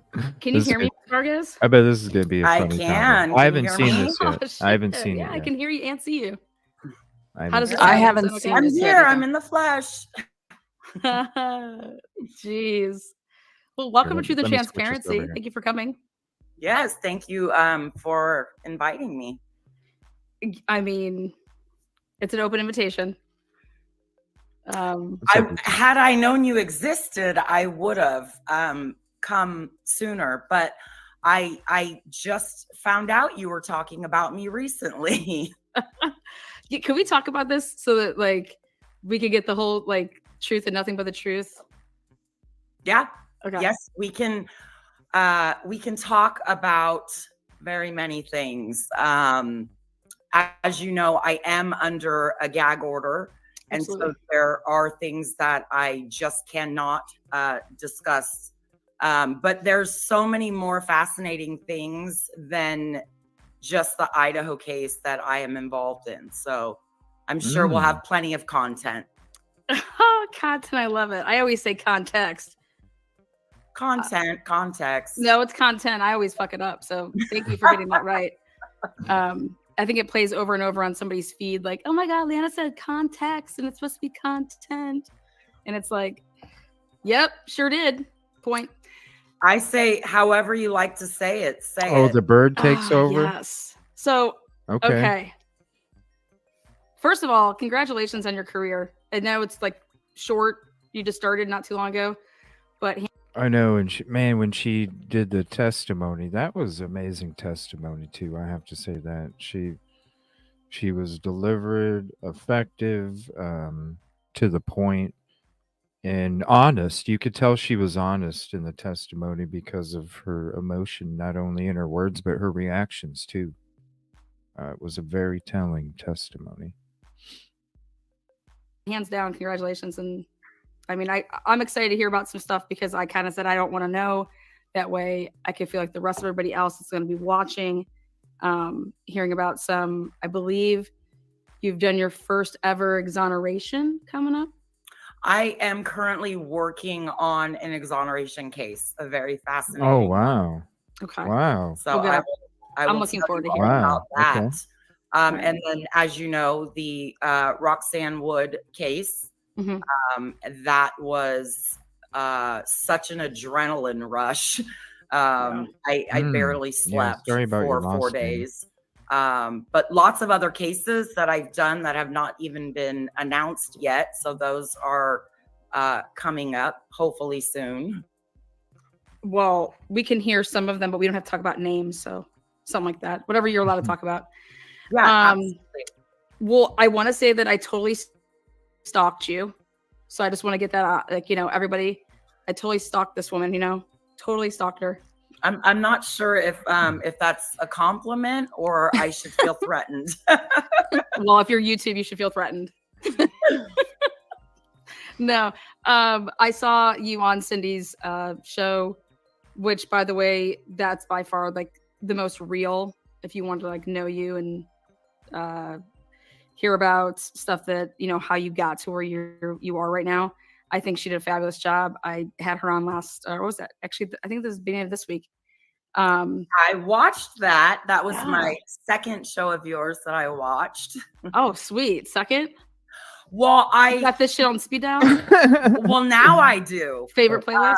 The first one, it was kind of ironic. She's I so was funny. on Facebook, and they suggest groups. Do you want to be in this group? And it was a group, I believe it's called the Idaho Murders.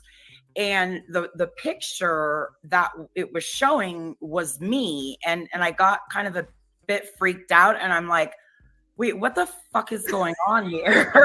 Oh, I'm wow. like, She's got why? personality. Like, I'm not in this group.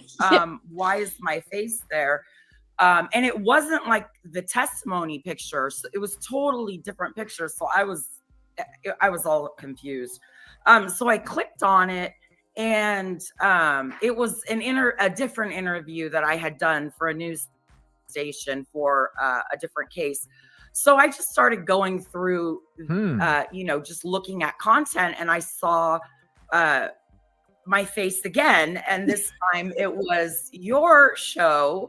And so, of course, I was intrigued, and I went and watched it. And I've gotten a lot of mixed responses for deciding to do what I did in Idaho, and Do what she did. What? so I have not been on her social opinion? media too much, and trying not to say. Hold on. Did she get backlash from her testimony or something? I think maybe comments. That's what I think What? she was. Are She you had mixed serious? opinions. And I'm not sure if she's talking about the interview that she had given before with some other YouTuber. I think she was a YouTuber. But she said that she got, What comments. happened? Like, I don't know exactly, but what, people will leave comments, and they always, they have their opinions about, whatever. Oh yeah, I see the comments about me. Yeah, I mean, But what? Yeah, you can rewind it a little bit. Okay. Because I that's what I thought she was referring to. An old. Yeah. Okay. Yeah, because I know she was talking about another YouTube show. So maybe the way that because of her personality, maybe because a lot of people will say a lot of shit to me just because I say F. Well, I say fuck. I say don't. shit. Oh my gosh, you shouldn't swear. Well, guess what? It's 18 fucking plus. You know what I'm saying? And it's my fucking show. Right? Well, sometimes the F-bombs will come out of me too, but I try not to. Okay, maybe it's because, yeah, you know what I mean? It's personality, it's hot sauce, it's flavor, it's ketchup, it's mustard, it's relish, it's whatever. Yeah. It's whatever. It's your own flavor. Okay. See the things that people say, because even though I know they're not true or they're being misguided through the media, I still it affects you, and you were like, she is a badass, and I'm like, okay, I like this chick. Yeah, that's what I'm talking about. So then when I saw you had Cindy on, I'm like, okay, she went digging. Yeah. Well, I told you, straight psycho over here. Well, I'll tell you the funny thing. When I was watching it, and Cindy's like, I think I found her on Instagram. no, no, Cindy. She found me on TikTok. And this is the funny thing is that I have a TikTok account, but only for the purpose of like laughing and watching funny, stupid videos. I hadn't posted anything. I had no friends on there, no followers. And I get a message from her and I'm like, this has to be like a joke, right? She's totally stalking you. But she was, I would say that was She's so funny. favorite interview that I've done. First of all, Cindy is absolutely amazing. She is the definition of badass. She don't give a fuck. Oh no. It's so funny because when, that's kind of her mentality. And when we were doing her show, I have a sign that says 0 fucks given. That's like kind of, my motto. And so our vibe just was in sync. And I really liked that she wanted to know about me, like who's the person behind this, because I had done so many interviews with the cases I've solved just on the case itself. But I never had the opportunity to kind of, go into like who I was. And nobody really cared about that before. So, well, shit, everybody cares now, man. That's so awesome. Well, we'll see. You got a lot. I mean, it's cool that you got she a lot can of be love out there. comfortable. Well, I was thankful that you were, her. that you went on and did an interview with Cindy. I did see like the 48 hours. I mean, I'm more of like a mom and pop joint place. Like I'm gonna like serve local, like eat local, hang local. Yeah. So I felt like Cindy's like your local, you know what I mean?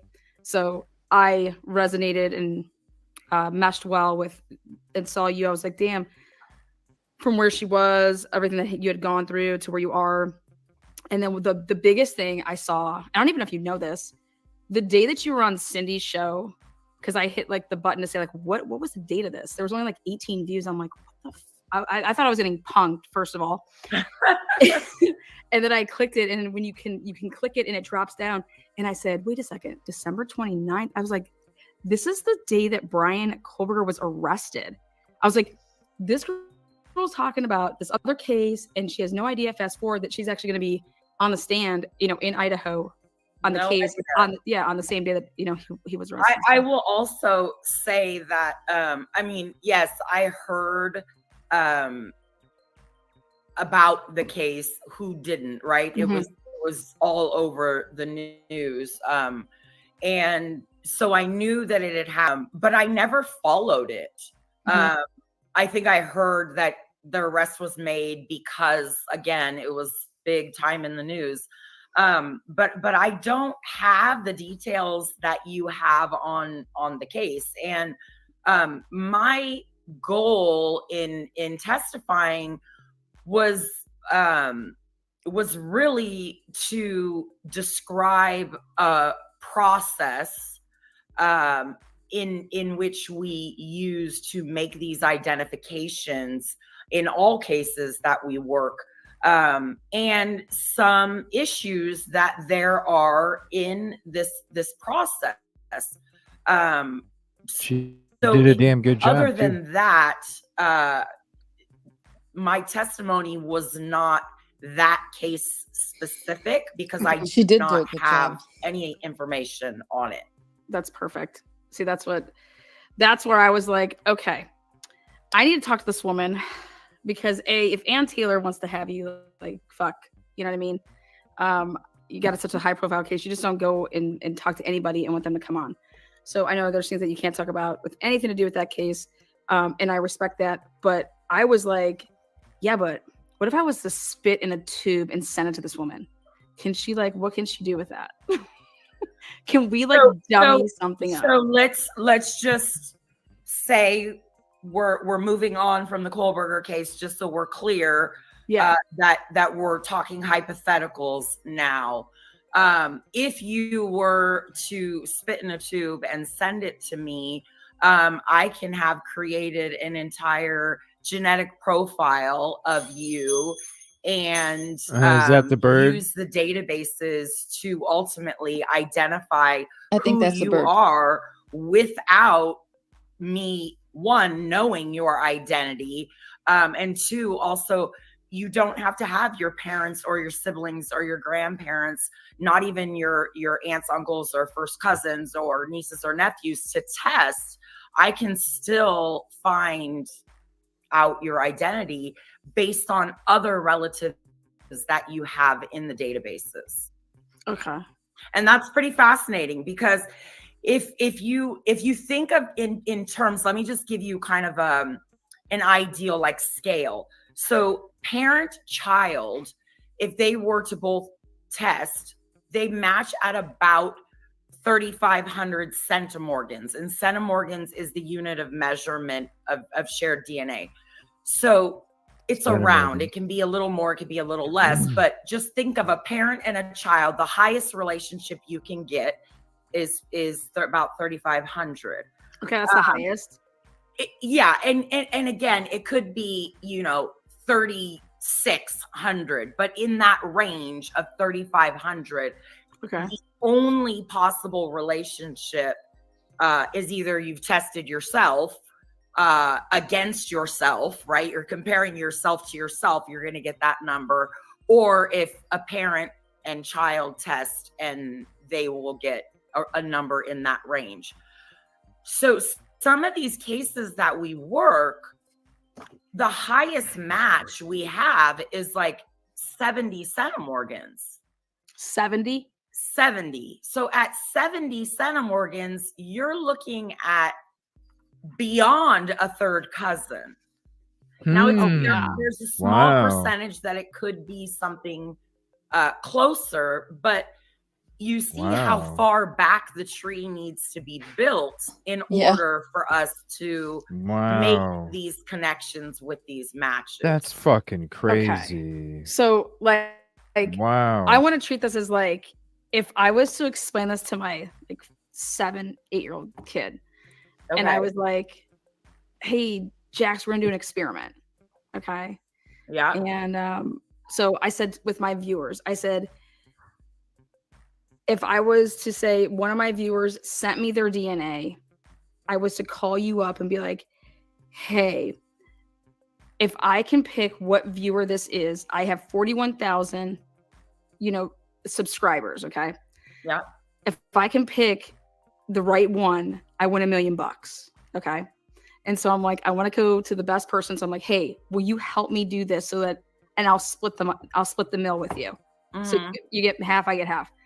And so I get this, this DNA, and I would obviously, do I just send it to you? Like, do I have to like drive it to you?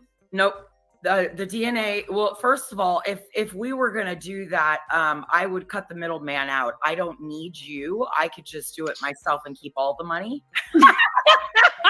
Wait, you're just going to take all the money off my game with my viewership? Well, yeah. I mean, Gabby's gonna have her own You're only, oh my god, that's funny. Only functionality in that is to pick the viewer. Well, I can pick your viewer and I can do the work, right? Well, it was more like I wanted the process of like I had to send this to you. Okay. So no, you would not. Okay, so we're talking about two different things. Let's talk about law enforcement. It's a different process than if we're talking about a direct to consumer, like a regular consumer like yourself. Okay. So if you're going to do it, then you would send it to Ancestry, 23andMe, any of the databases that have testing available. How much spit are we talking about? Like, let me just show you an example. Please don't spit. I'll gauge it for you. Please don't spit. Okay. Can you just like show me? So I will tell you, I've taken 23andMe and I've taken Ancestry. I want to say thank you, Dana, for that. I appreciate that. I can't. For real, prayers. I think they were about the same. So the tube, I want to say, is about 4 inches, maybe. And 4 inches of spit. Well, no, the tube. Okay. Spit in is right. about the tube. 4 inches approximately. You need to fill up 3/4 of that. Wow, that's a And- lot. So they come with like And there's parameters. Okay? You are not supposed to drink if like anything, like water, not Right, just you're alcohol, but supposed like to water. fast. You're not supposed to drink water within Right. 30 minutes of spitting. You're not supposed to smoke. You're not supposed to eat. You're not supposed to do anything that can compromise The result. how Yeah. how do I say potent Right. your Lewd- yeah. spit is going to be, right? like sperm. Don't Sperm. yeah, you definitely don't want to do other things in that 30 minutes because then you would end up with a mixed sample. Right. Okay. So essentially you Wow. send That's a that lot. Yeah, that's a lot. back after you spit. So 3/4 of the 4 inches. Yes. I just keep going. Yeah, And it's awkward. not easy. It's not not. easy. So I actually have a thyroid That's a lot. condition. And at the time that I took my test, I was going through I recently was diagnosed with medullary thyroid cancer. My medication that I've been taking for years makes my mouth very dry. And sometimes I'll be talking, you'll see I have to drink because I just become very dry mouth. Like when you were testifying, I saw you had to drink a couple times. Yeah, and that's why. And so can you imagine me spitting and it's like I'm to the point where there's nothing else coming out. What do I do? But I made it. It worked. You got through it. I did. So it's you got to do some hockey's in there, right? No, because I don't know. I don't think you would want a loogie in there like that. You gotta like spit. You can't just you know what the best thing to do is kind of like I've never done it. Like prepare your mouth, like kind of like this like is lollipops. terrible. Like I don't even know how to explain. You got to this. work up the spit in your mouth. Just kind of how your mouth can. It's not necessarily spit. Like your mouth can get. What's that? Oh no, I just said you have to work up the spit in your mouth. Yeah, it's got to take into the tube. Right, especially if you're not able to like, snack on something or something to get the saliva going, and you can't drink anything, and then you got to spit that much. It's like waiting to, that's like having to wait to take a piss for a test. You're just sitting there waiting when you can't waiting. Right? I go all the time, and then I have to take a urine test, and it's like, can't go. You just keep waiting, and you keep drinking water. Nothing's happening. It's got to be like that. Yeah. God, goodness, you've got me here. I'm just so it's you have to do a little something. You can't just like lick an envelope and be like, here you go, get it off of me like you know. Not for ancestry purposes. You need to fill up their little tube. And I'm not sure. I think there's one of the databases where if you're unable to spit that much, which is usually for like the elderly, if they try and they just can't spit, you could do a mouth swab. But I'm not confident with that, if that is correct. I've just heard it through the grapevine. So anyways, it's got an activation code on the tube as well as on the box. So I would like type in like online here. I'd be like, www. whatever, 23andMe, or you said Ancestry. Yeah. It would pop up. I would say I want to buy a kit. Oh, I just go to Amazon. Oh, Amazon, perfect. Yeah, because then I get it tomorrow, and it's Prime, so I don't have to pay shipping or none of that. She's like, I just go to Amazon. Yeah, so I go to Amazon. I get the kit.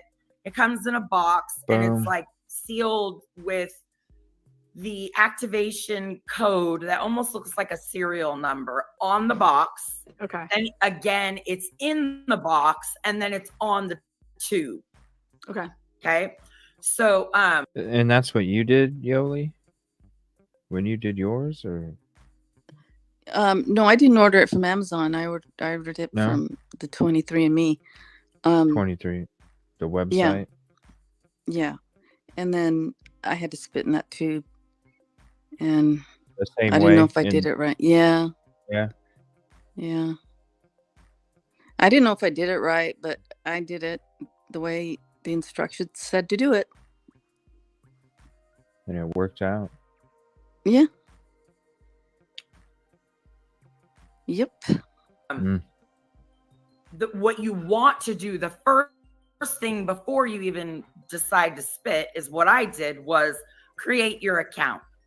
Okay. Oh yeah. So go to Ancestry. It's free. You don't have to pay for it. It's free. Create your account and put in that activation code associated with you. Because they're going to associate that number to you. Yes, but here's the thing. Ancestry does not know that that's your DNA. They only know that it's your DNA because you activated that kit with that name. With like that purchase. So if you, let's say you were to buy a kit, you know, an Ancestry kit, but you had your friend spit in it, but you registered the kit under your name, it's gonna come up that it's your DNA, but the matches are really gonna be hers because it's her DNA. Okay. So, perfect. So let's say that, so that let me just say, so that in that scenario, you're ordering a kit, you're spitting in it, you're signing yourself up, you're getting your results. And I usually, let's say you find out, oh Lord, my dad's not my dad, or I'm adopted and I want to find my parents. Then you would come to me and I can help you find your biological parents, or if you never knew your grandpa or whatever, I can help you with that. Now, law enforcement kits are much different, okay? So with law enforcement kits, we have to think we have two separate methods of obtaining the DNA, essentially, and going on to sequencing. So let's say we have, and forgive me if I forget any, it's Friday night. So semen, blood, semen, yes. Oh, semen. Okay. Not men in the sea, but semen. Yes. Semen. Sperm. There we go. Saliva. Okay. Blood. Tissue. Clarification, you know. So these so funny items of DNA usually, so for example, let's say, okay, can you do that with touch DNA? Like if I was like, here, let's say I had somebody grab something at my house and I was like, it's a different process. Totally different. It can be, okay. Yes, it can be done. But listen, first of all, the touch DNA, how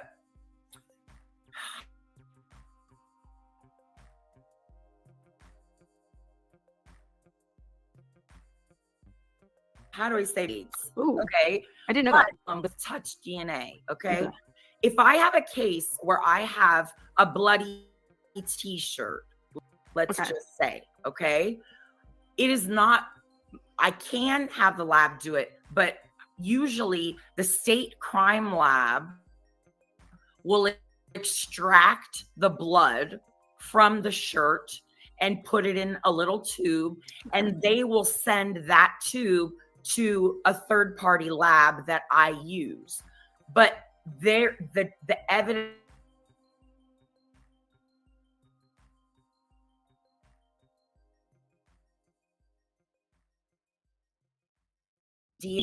and there's a crucial reason why it's. So if the police send me the DNA, what's to say that I don't decide to bleed in wash the tube out and bleed in it, and now it's my DNA, right?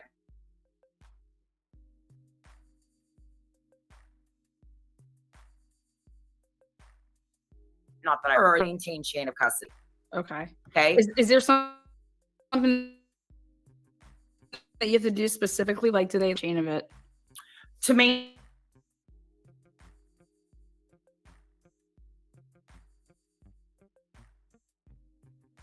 change doesn't come to me. It doesn't get sent to me. What happens is that I coordinate with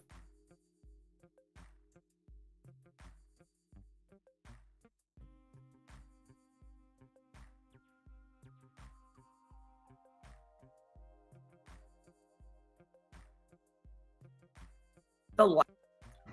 So the law enforcement class.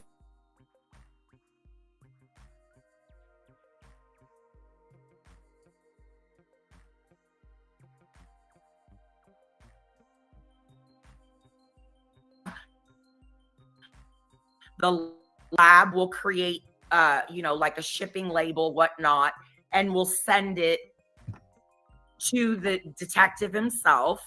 And then the detective sends the DNA in the tube directly to the lab. Now, if it's bone or teeth, let's say it's a doe case, Jane John or baby doe case, they need to exchange, and not all state crime labs are capable of doing that. So we have a different third-party lab that we use to do the extraction. So the same process, but this time the detective would send whatever the lab feels is the best of what is available, what is the best to extract from. So sometimes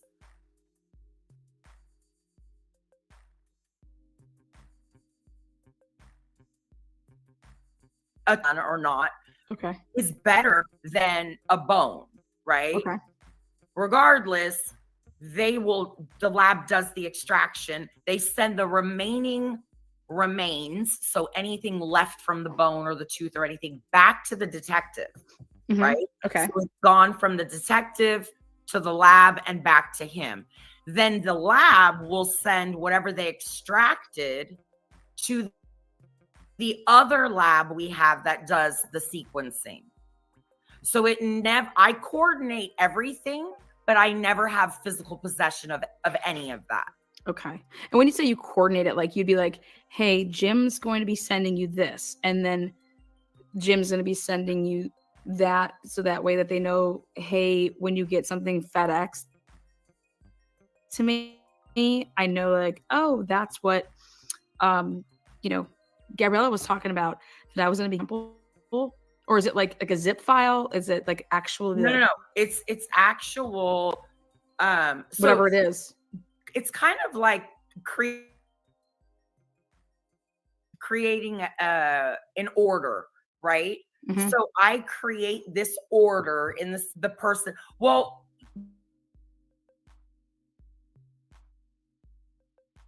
I'm going to be submitting this or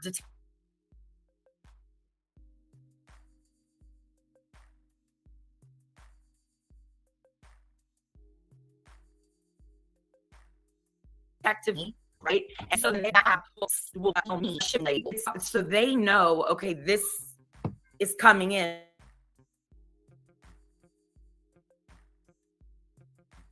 And ID, which in the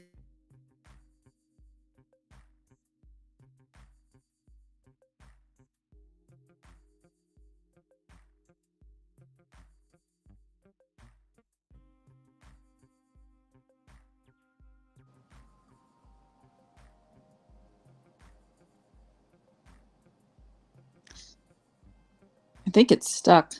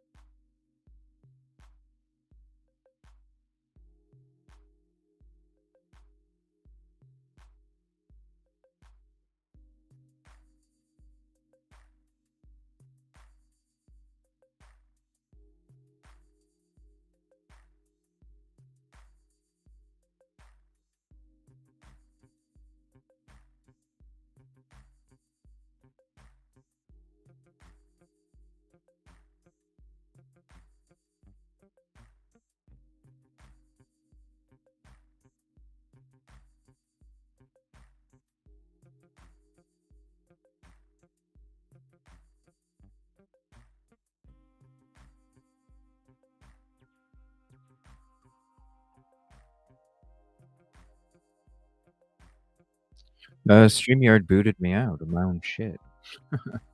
Sorry about that. Let me see here. Yeah, sometimes we're talking about things that not everybody's interested in. So thank you for hopping in. Appreciate you. We'll see you You tomorrow. don't touch it, and then when you said sequencing, what's sequencing? So Sometimes it gets like this. So if it does, I'll just end up. Here's the link right here. In case it does, I don't know what.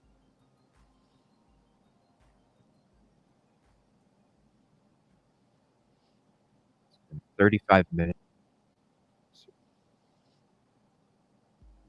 And so there's the link. It's still bugging right now.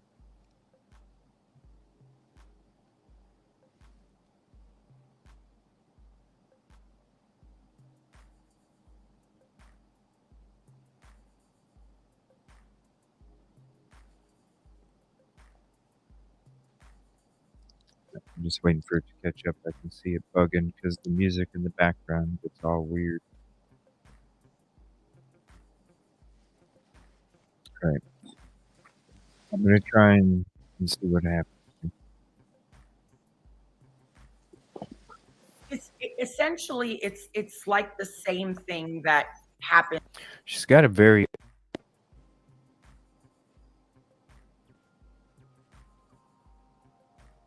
artsy, very artsy.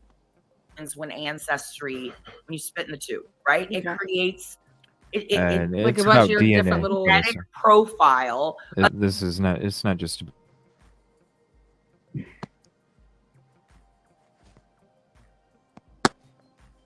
about spit. It's Vargas. Okay. It's So Vargas. it's What very she's testifying. so it's not possible. Come on, If StreamYard you send in or your computer, whatever. sample, and I don't know who you are, it can only be like these. It's only attributed to.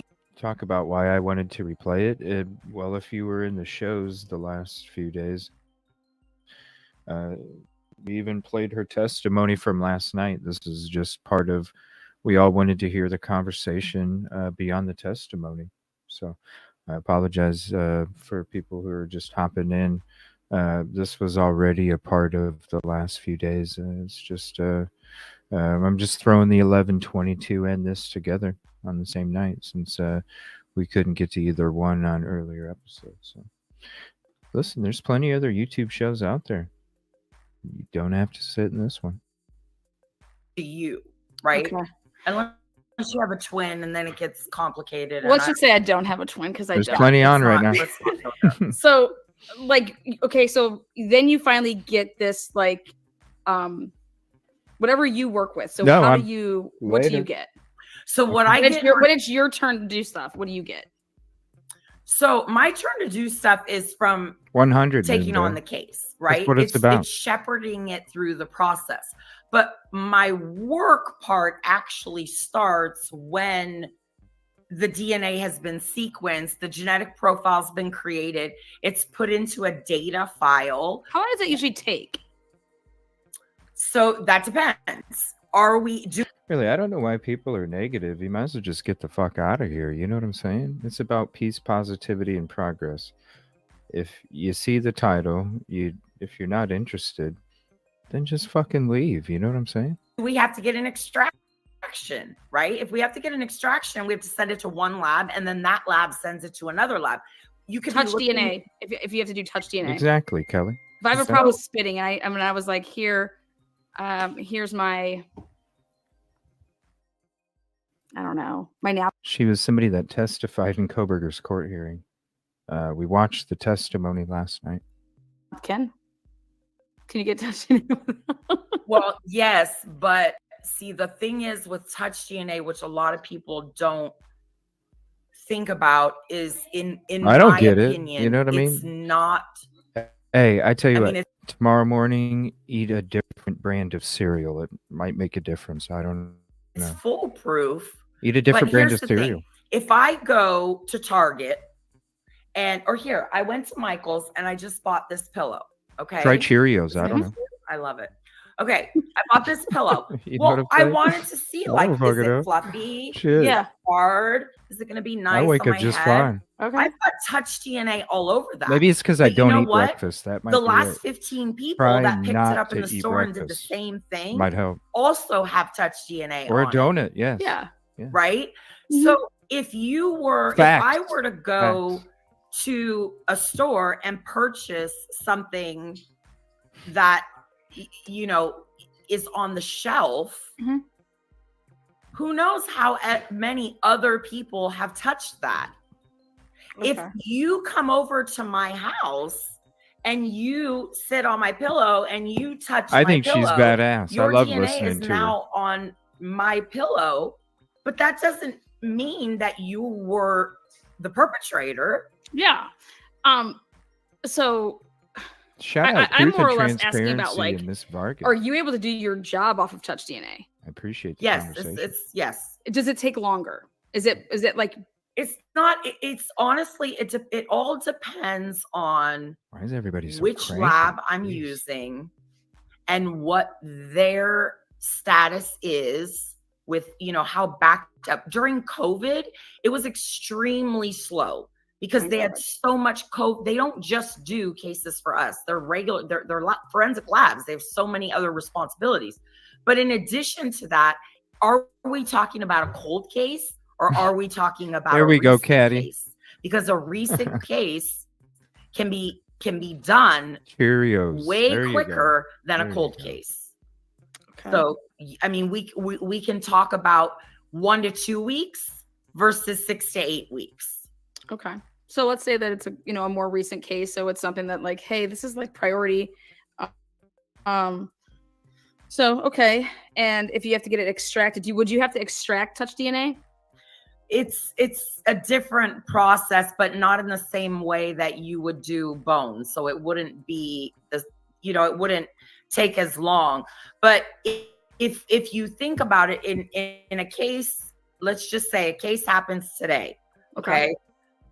What happens first is they send the DNA, the crime lab takes the DNA, right? That and is the true, crime Tracy. lab does their own That is true. STR testing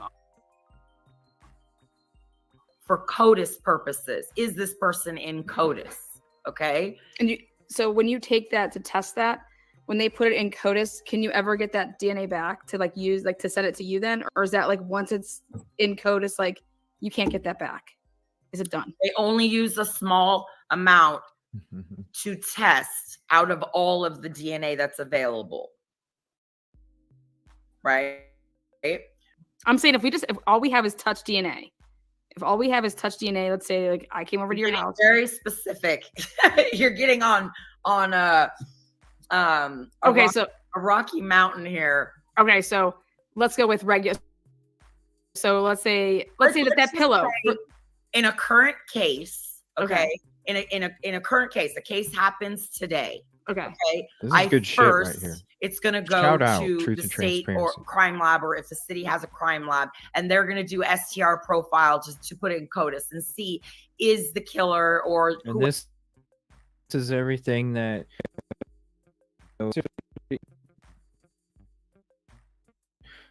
Gabriel Vargas, C.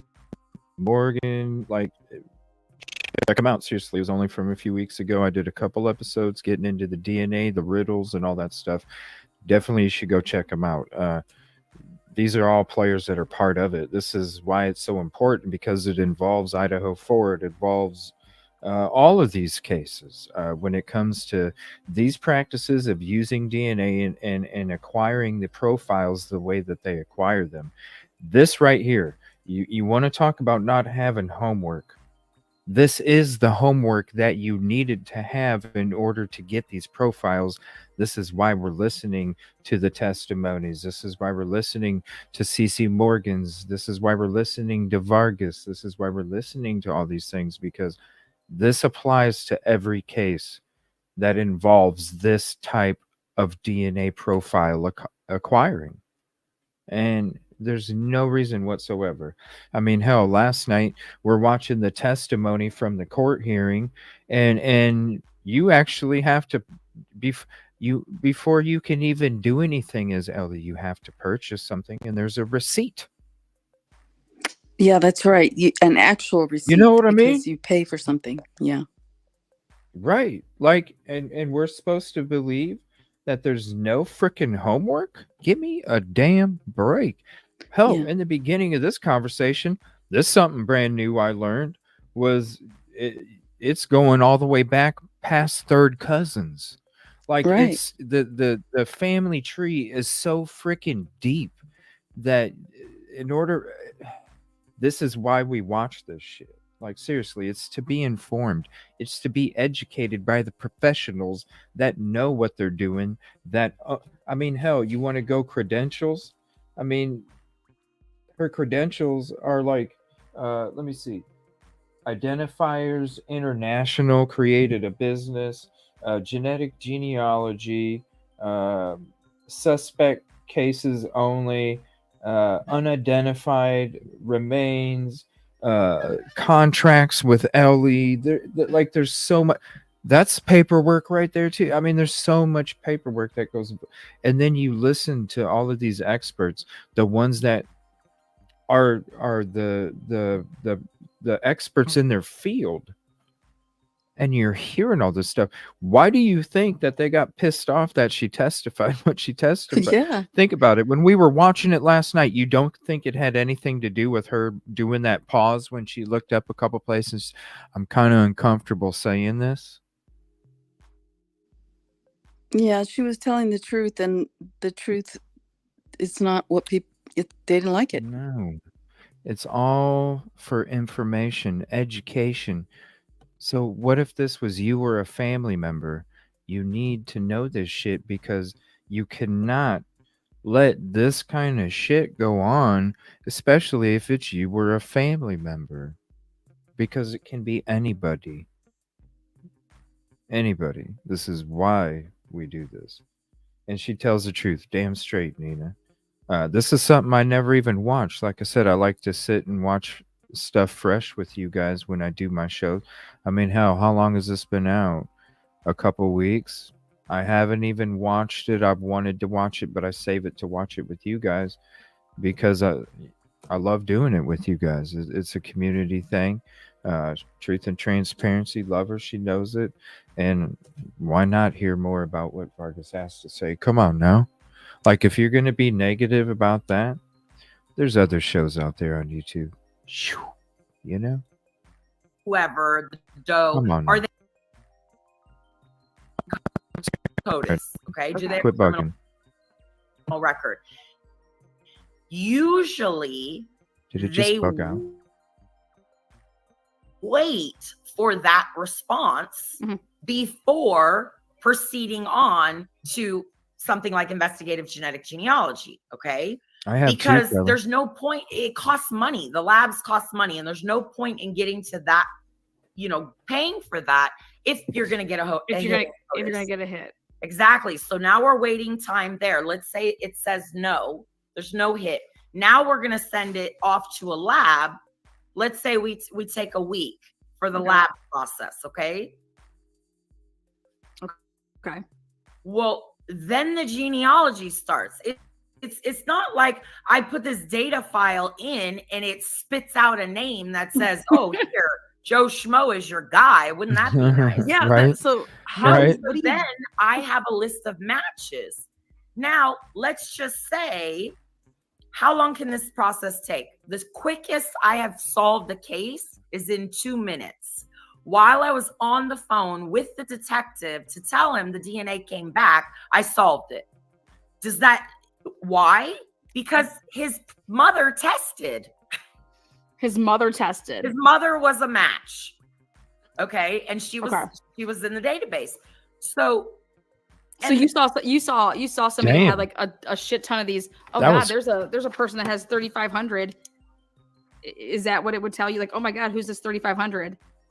well, I would know right away because my person is the unknown person. The algebra Yeah. the equation of an I'm just trying to like break it down. Like, So I would know based on those numbers, I would know Yeah, so what is this X? is either my person's parent or my person's child. What about sibling? Nope. Too Okay. high of a number. So like, let me ask you this. You would just have like a bunch of numbers that spit out Parent. like 3,500, 20, 2,000, 1,500, and then like 80, 60, 90, like all like that, like just in like a Excel, like kind of just like, here you go. Well, in the database itself, yes. And so what it gives you is it gives you the person's name or the alias they're using, their kit number, Right. because you could do cross comparisons, their email, how much you match them at, so on and so forth. And so I don't know which side of the family tree that they is it my person's mom's side, dad's side? I don't know any of that initially. Okay. So like, let's say that you do all that and we have all these matches. Let's just say there's 500, just easy number. Is that a lot or a little? 500 centimorgans or 500? No, 500 matches. Oh, that's nothing, right? That's like nothing. I have in Ancestry alone, because part of my own heritage is endogamous. I have like, I mean, I don't know, like the different databases, like some of them I have like 20,000 matches. Oh shit. Okay. Like other ones I have like 7,500.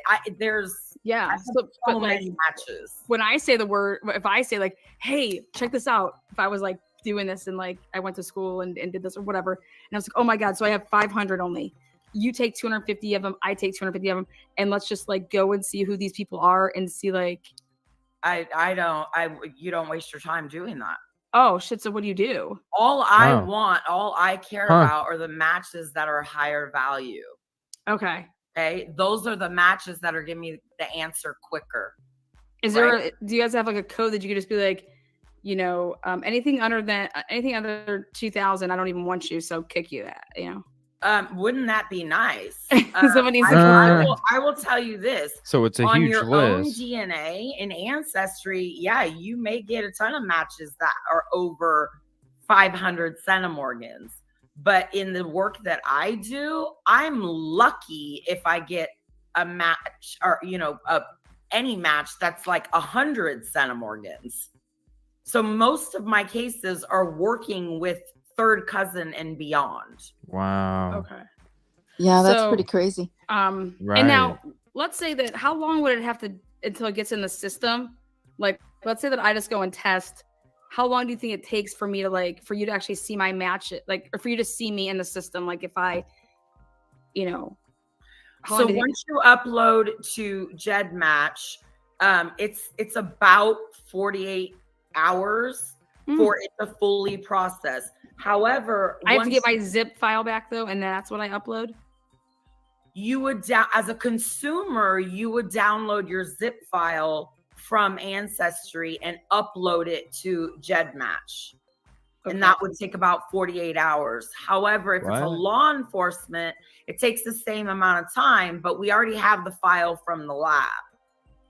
But family tree DNA is different. Family tree DNA usually takes 5 to 7 days before you get your matches back. So when you talk about how long does it take? Well, how long did it take for them to find out whether or not they were in CODIS? How long then add that to the time that it took current case to run through the sequencing?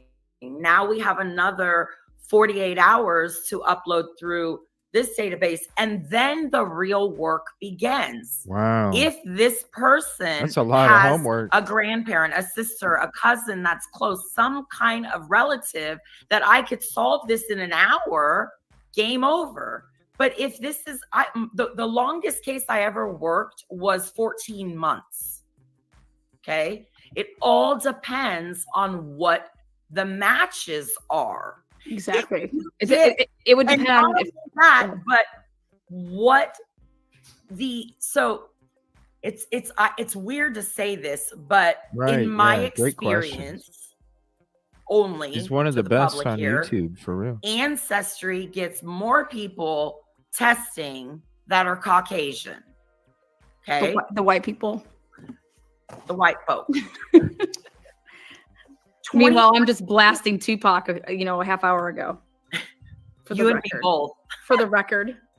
I want the record to be known. Well, if you want the record to be known, I actually have Tupac's song Running. I have the lyrics tattooed on my thigh. See, there you guys go. Something you didn't know yesterday, you know now. So it depends on, okay. Like you may have solved your case, like you said, the quickest one ever. You know, like you said, like 2 minutes or something like that. But there was time that had to happen in between you being given that to even do that. So it's not really like 2 minutes. It's 2 minutes plus however long it took to go code is sequencing. Absolutely. Okay. Yeah.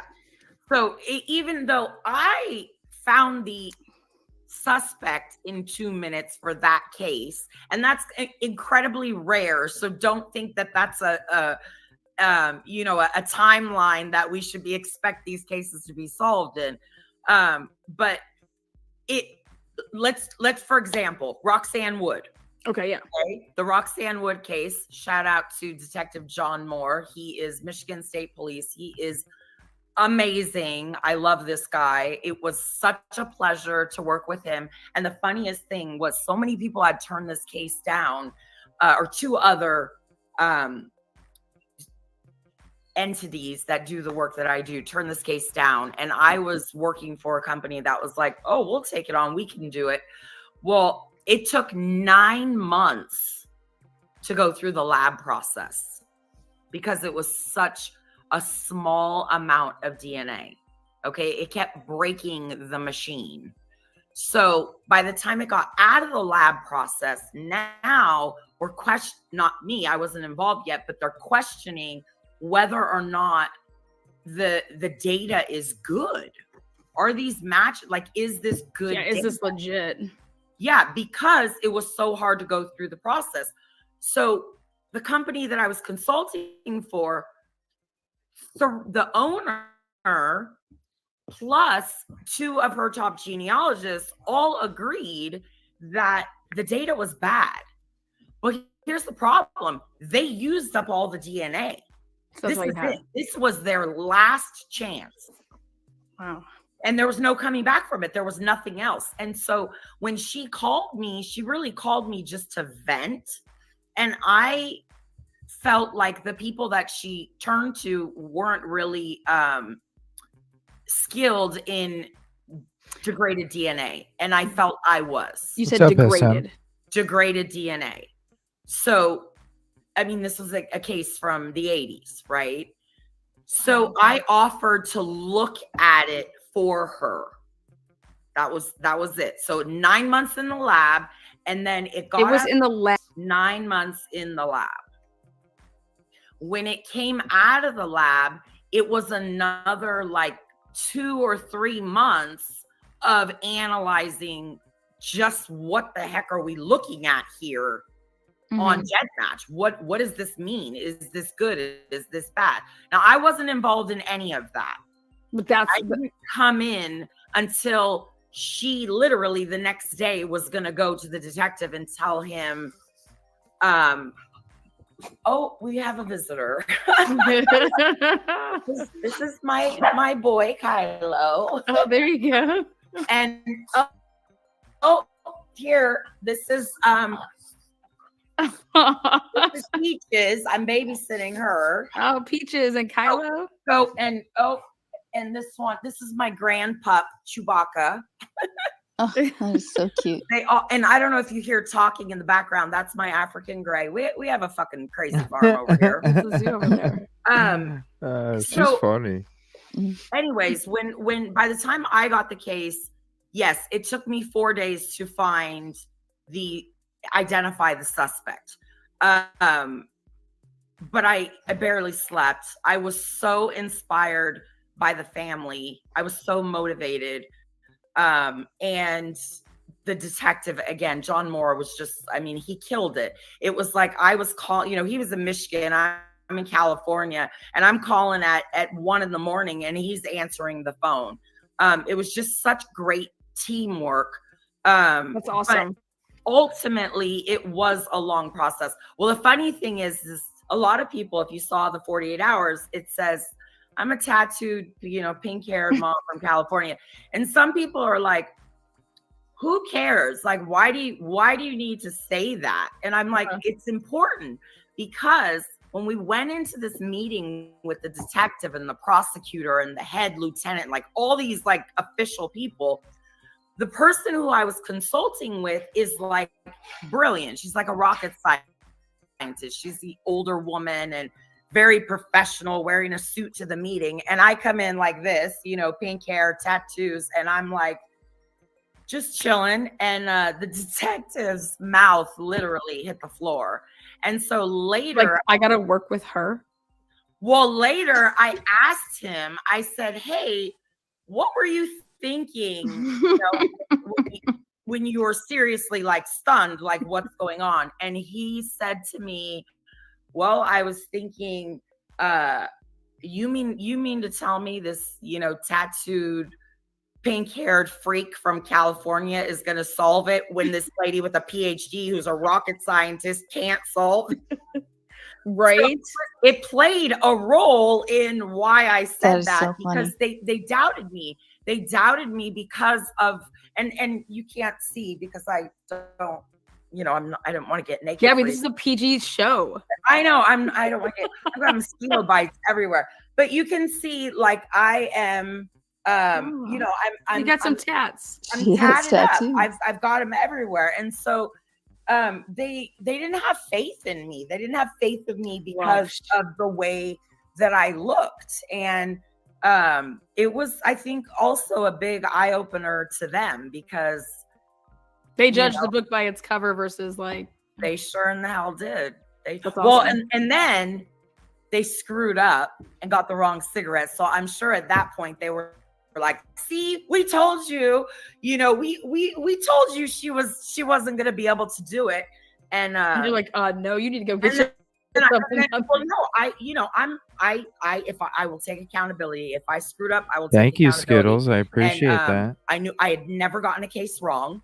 And so I just was hesitant to believe it, but it's possible. Look, I'm human. And so I basically said, let me redo the case. But I didn't have access to the files anymore because I was no longer with that company. And so I did it off my memory. And after like day 5, I called John and I go, John, I'm sorry, but my research is solid. You guys screwed up. And so they went to go because when you're saying that they screwed up, it was that whatever you gave them a name, right? And so they went to go get that person's DNA, and then they got his DNA, and when they ran it, it didn't match, right? Yep. It didn't match to the killer's DNA. And then and then you're like, no, you must have gotten the wrong DNA. Well, either your lab screwed up or they picked up the wrong cigarette or I don't know what could have happened, but it sure in the fuck wasn't anything I did. Right? I love it. That's how I feel. That's how I feel about my work. I was confident, of but the same kind I wasn't overconfident. So I still. Why is everybody so mad that I say fuck all the time? Jeez, it's crazy. There's so many other people that say it. Come on, quit hating on me. Redid everything out of my memory, and I came. I appreciate you, Skittle. Conclusion, and they ended up getting another cigarette, and a couple weeks later, I get the call that, okay, yeah, you were right, and I'm like, yeah, I fucking knew I was right. Like. Sorry. That's how I feel about the Sheldon Jr. case. I'm like, yeah, no. I said, go look at that 911 call. Go do this. Go do that. I said, no. I said, I will tell you, the best part. It's getting so hot in here. The best part of my. Oh, that looks fucking lovely. The best part. I love it. Was what I got after the show. Okay. So I don't know what you guys know, but I'm just going to tell you, you don't get paid for this show. I didn't even get my airfare paid, my hotel, nothing. I paid for everything myself. Wow. She paid for everything. What is going on? Where did you come from? Oh, I'm so sorry. You were saying? Surprise, ladies. What, you wanted to have a threesome? Yeah. I'm seeing get the double, best triple, threesome triple. ever. I Right. love it. I love it. Go ahead, Well, as you were saying. talking about Roxanne's case, and I was going to say the best thing that came from it was the people that reached out, you know, and I got more cases as a result. Yes. But so many families reached out saying, hey, can you help me? The detectives won't talk to me. These cases, my friend's been gone for 5 years and nobody will tell me what's going on. And so I had the ability to then call these detectives or call other detectives I knew to kind of prompt them. And as a result of that, 3 cases got solved that they had been waiting. One had been waiting for, I want to say 38 years. And then the other one was about 7 years. And it was just from nudging the detectives, right? I didn't do the genealogy. I had nothing to do with it. I was just simply an advocate for the family of the victim. Another case that I also got, which is near and dear to me now, because every single message that I've gotten, I have responded to. Nobody has gone responded to. I even, to the woman, shout out to, I think her name was Shannon Jones, who just wanted to know what color my hair was. She said she went to the hairdresser and paid $200 to get the color of like mine was, and she didn't get it. And so she said, I know you're not going to respond, but I just want to know what color is your hair? And so I legit responded. And I said, okay, first thing, you're going to fire that bitch because she doesn't know what she's doing. And then I'm like, second, you're going to go get all these products. And I like listed, sent her pictures. And I'm like, you're going to do this, that, gave her all the steps.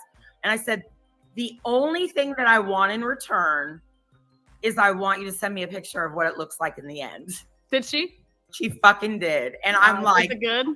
Oh, it was exactly what she wanted. Oh, see that, ladies? Okay, if you would like to have girl chat time. All right. Here's the link again. We are at the 1 hour mark of it. Here's that for you. I'm going to get into, there's a couple videos I wanted to get into when it came to the stuff with DM's dad. Does anybody know about that? I haven't heard much about it, honestly, just with everything going on here at home. Does anybody know much about it? There's a couple videos I was going to watch about it. But does anybody know what he said or?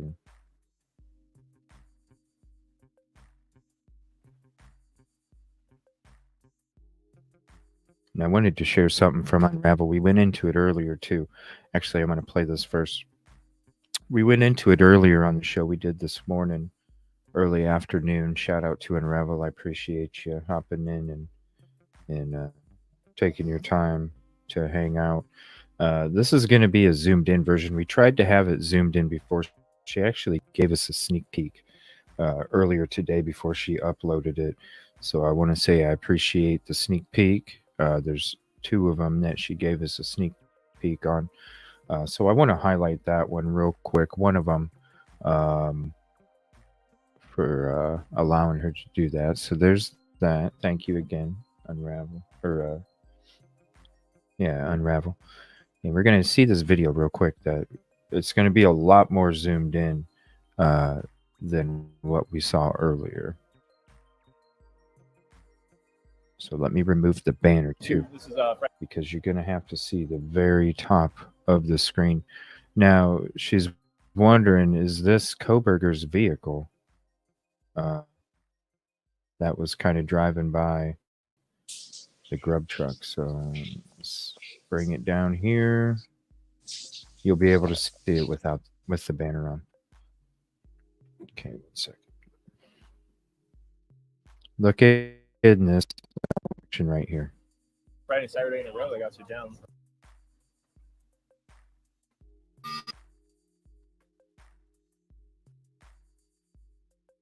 So cool. Shout out to her.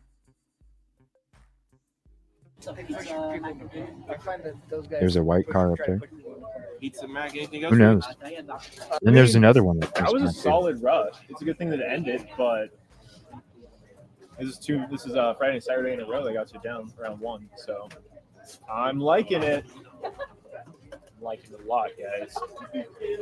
Guess he's gonna fucking need extra slot a second. This bad boy. Tebow's thinking to himself, if I start slowing down on Mac, maybe I'll get to sit down. He's gonna try to sabotage me. I actually am. 2 chicken tacos and 1 Chipotle Mac is $16.54. Now listen to that sound again. Does it sound familiar? This muffler, right? 2 chicken tacos and Remember the Grub truck? Yeah, 1 that Chipotle Mac is $16. Remember the vehicle that was kept circling around the property? yeah, the black Yeah, listen. SUV. Yeah, the soup. No, this is the soup can muffler white car. Chipotle Mac is $16.54. Oh, the one The soupy can. the other one The that soupy was can. in the The soupy can I kept talking about. Mm-hmm. Chicken tacos and 1 Chipotle Mac is $16.54. Soupy can. Yeah.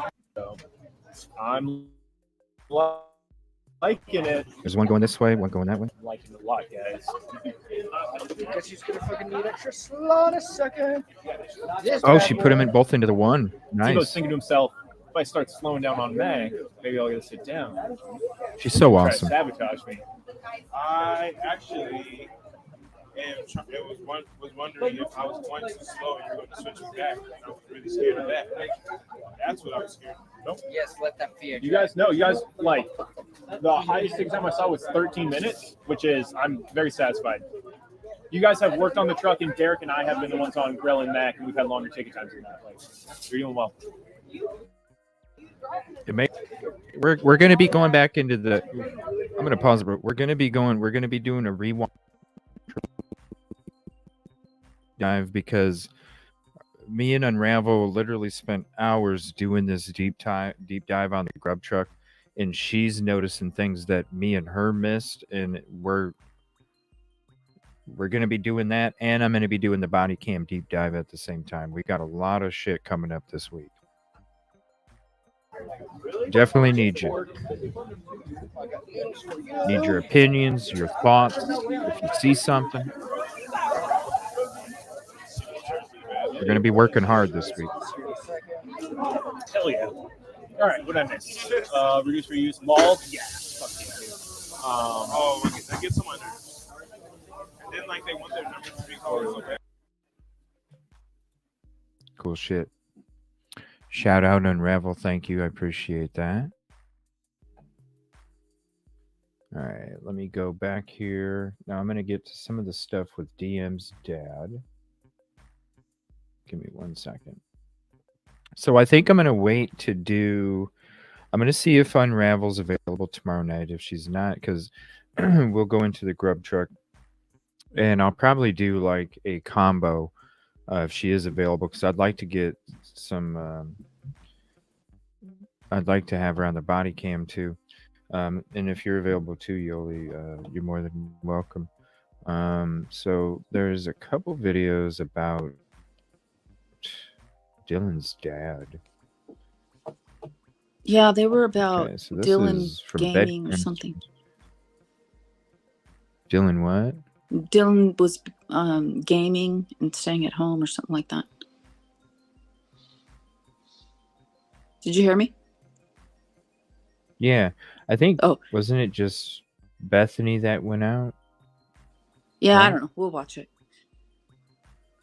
Let me see here. I'm trying to find my credit for the channel here.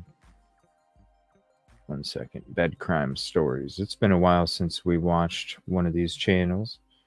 I love the intro because it makes me think of Beavis and Butthead. The intro of a Beavis.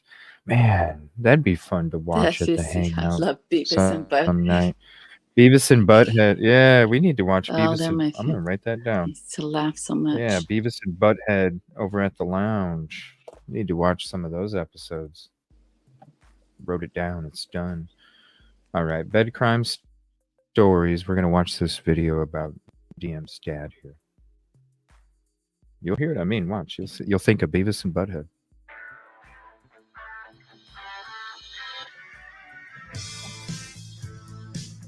I mean, come on. It's not like it, but it is. Yeah, it does remind me of that. A little bit, you know what I mean? Welcome bit, to yeah. Bed Crime Stories podcast. I'm your host, T. Hope you guys are all having a great evening. I'm just here with a little bed crime bite. A man named J. Reuben Appleman, who is an author and private investigator, is the only reporter to speak with the father of Idaho student murder survivor Dylan Mortensen. We haven't heard anything from Dylan or from the second survivor, Bethany Funk, so this is very interesting. According to an article in dailymail.com, it says that Appleman wrote a book called While Idaho Slept, and in an interview with Ashley Banfield to discuss the book, he said that in the beginning, weeks after those homicides, she, meaning Dylan, was basically dogpiled on social media. Appleman said that vile web sleuths had accused Mortensen of being involved with the crimes, while others had called her a drug dealer, among other names. Appleman said, quote, "This was part of the trauma that she experienced. Dylan herself has retreated from the public eye. Very few people see her." Mortensen's father expressed to Appleman heartache over his daughter suffering from brutal cyberbullies after the trauma she experienced from surviving the November massacre. But apparently, Dylan's father also told Appleman that his daughter is in the process of healing despite being hounded by bullies. He said, quote, "She's in trauma therapy of sorts. She's getting help from the spiritual community, isolating herself, but she is stepping out a little at a time. She is gaming online with peers in group gaming sessions. She's doing what she can without going into public." Dylan is now 21, and as you probably know, she will be a key witness because she's the person in the home on the night of the attack who told the police that she witnessed a man walk past her bedroom after her friends had lost their lives. Now, Appleman also told Ashley Banfield about a meeting he had with a childhood friend of Brian Kohberger's, who said the alleged suspect was mercilessly and relentlessly bullied in high school to the point that he had to listen to screamo music through earbuds to block out the taunting.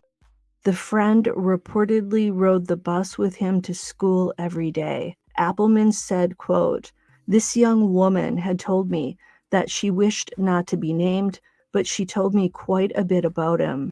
She said that he was bullied almost constantly as a junior high school student, as she was. They were both nerds who didn't fit in," she said. "They were very close. They sat together on the bus almost every day." Kohberger listened to music in his earbuds to block out the bullying, to block out the sort of chaos and darkness of the time period that he was living through, end quote. In his junior year, Kohberger would have still been walking around with those extra 100 pounds, and I think we all know how cruel people can be to other people for things like weight, how they dress, if they have some sort of physical affliction. So the same female friend of Koberger's said that the administrators of their schools did nothing about the bullying at the time, and Koberger would walk around the halls listening to that screamo music and at times hip-hop and rap. So this guy Appleman is 25 years old and he's an Idaho resident, and he lives just a couple of miles from the Mortensen residence, which he said may have gotten him in the door to speak to her father. I was able to just walk up to his house. Many national news correspondents had tried the same thing. They hadn't gotten very far. He's a rather large, intimidating man. I don't know if that's a part of the reason why national correspondents couldn't sort of break that wall and talk to him. He replied, I don't know if I caught him on the right day or what, but he hadn't spoken to anybody else. He had turned down the New York Times. I had Idaho plates on my car. Maybe that had something to do with it.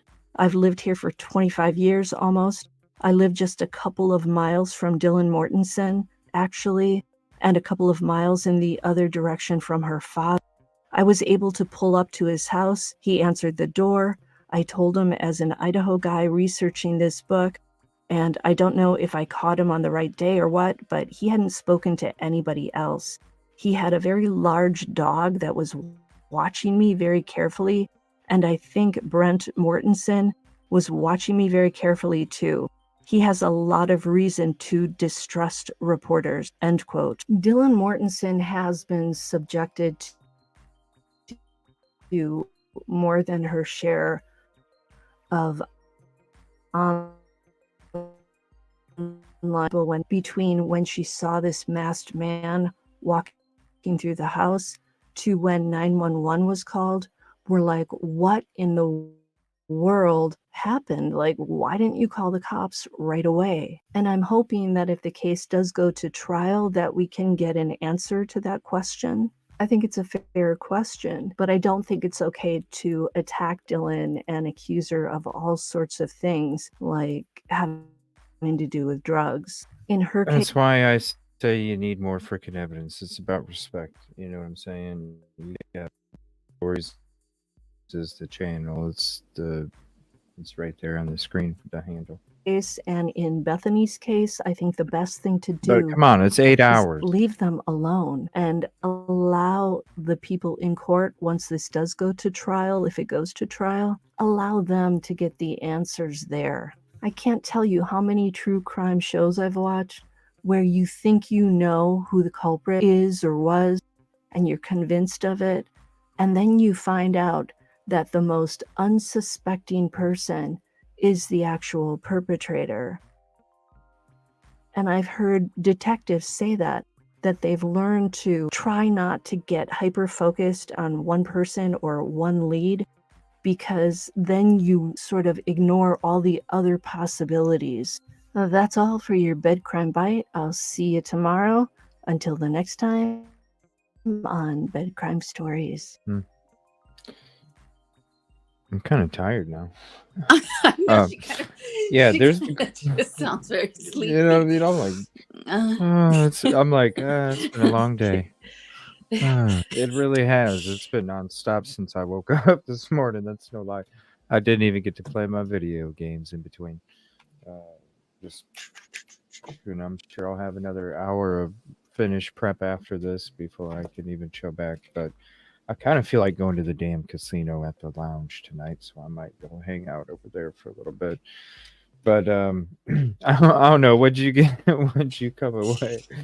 What'd you come away with that? I don't know. Very sleepy. Yeah. Very Okay, sleepy yeah. rendition of the interview with Dylan's father. Yeah. Which I'll have to watch basically it in was the morning, maybe. Yeah. After I drink some coffee. Yeah. Well, it is called Bed Crime Stories, so. Yeah. I know. Maybe I need to do something like that, right? Yeah. Something like that. talk about unalivings and stuff. You can read my Jeez. documents. There you go. There you go. Let me know. I can send them to you, and you can put them on a There tape. you go. Yeah. No, I'm kidding. Or if you need something for court, audio or something, I can. Yes. Hi, hello. Yeah. That's funny. Whatever you want me to say. All right. It can happen. All right. I'm going to go ahead and end the show. I think tomorrow what I'm going to do is I'm going to do a true crime episode, top headlines, breaking news, and current cases. We're just going to talk about different cases in the morning, just to kind of get caught up on some of these other cases we haven't been covering. And then tomorrow night, if Unravel's not going to be available, I'm going to go ahead and get going in on the body cams tomorrow night. If she is, I do want to touch on some more of the Grub truck. So we're going to be starting the body cam deep dives and the Grub truck. We're going to be working on some of the Grub truck at the same time. Some's going to be during the day, some's going to be at night, so everybody can be included. And then I'm going to throw some of these top headlines, breaking news, and current cases. Not that we're not going to talk about Idaho or Delphi, because we probably will too. But I want to cover some of these other cases too. Karen Reed, Morphew, different cases and such that also need attention. So I think that's what I'm going to do tomorrow morning. Just going to call it daytime TC, top headlines, breaking news, and current cases. So we'll be streaming 2 times tomorrow, morning and night. And I'm going to try and hang out at the lounge for a little bit, and maybe go to the casino or something. Okay. Well, I'll catch you either at the lounge or tomorrow at your evening show. I'm probably listening off and on to your morning show, but okay. Because I have Yeah, to and work. if you wanna come up, just let me know. Okay. I'll be going into Grub Truck or Body Cam, either or both or something. So it'll right. be definitely the deep dive shit. So yeah, thank you everybody for hanging out all day. I appreciate it. Definitely go check Silky Southern Tea's channel. I hung out there for a little bit before I came over here. Funny conversations, good times. And we'll see you tomorrow. And if I don't see you at the lounge, I'll see you tomorrow.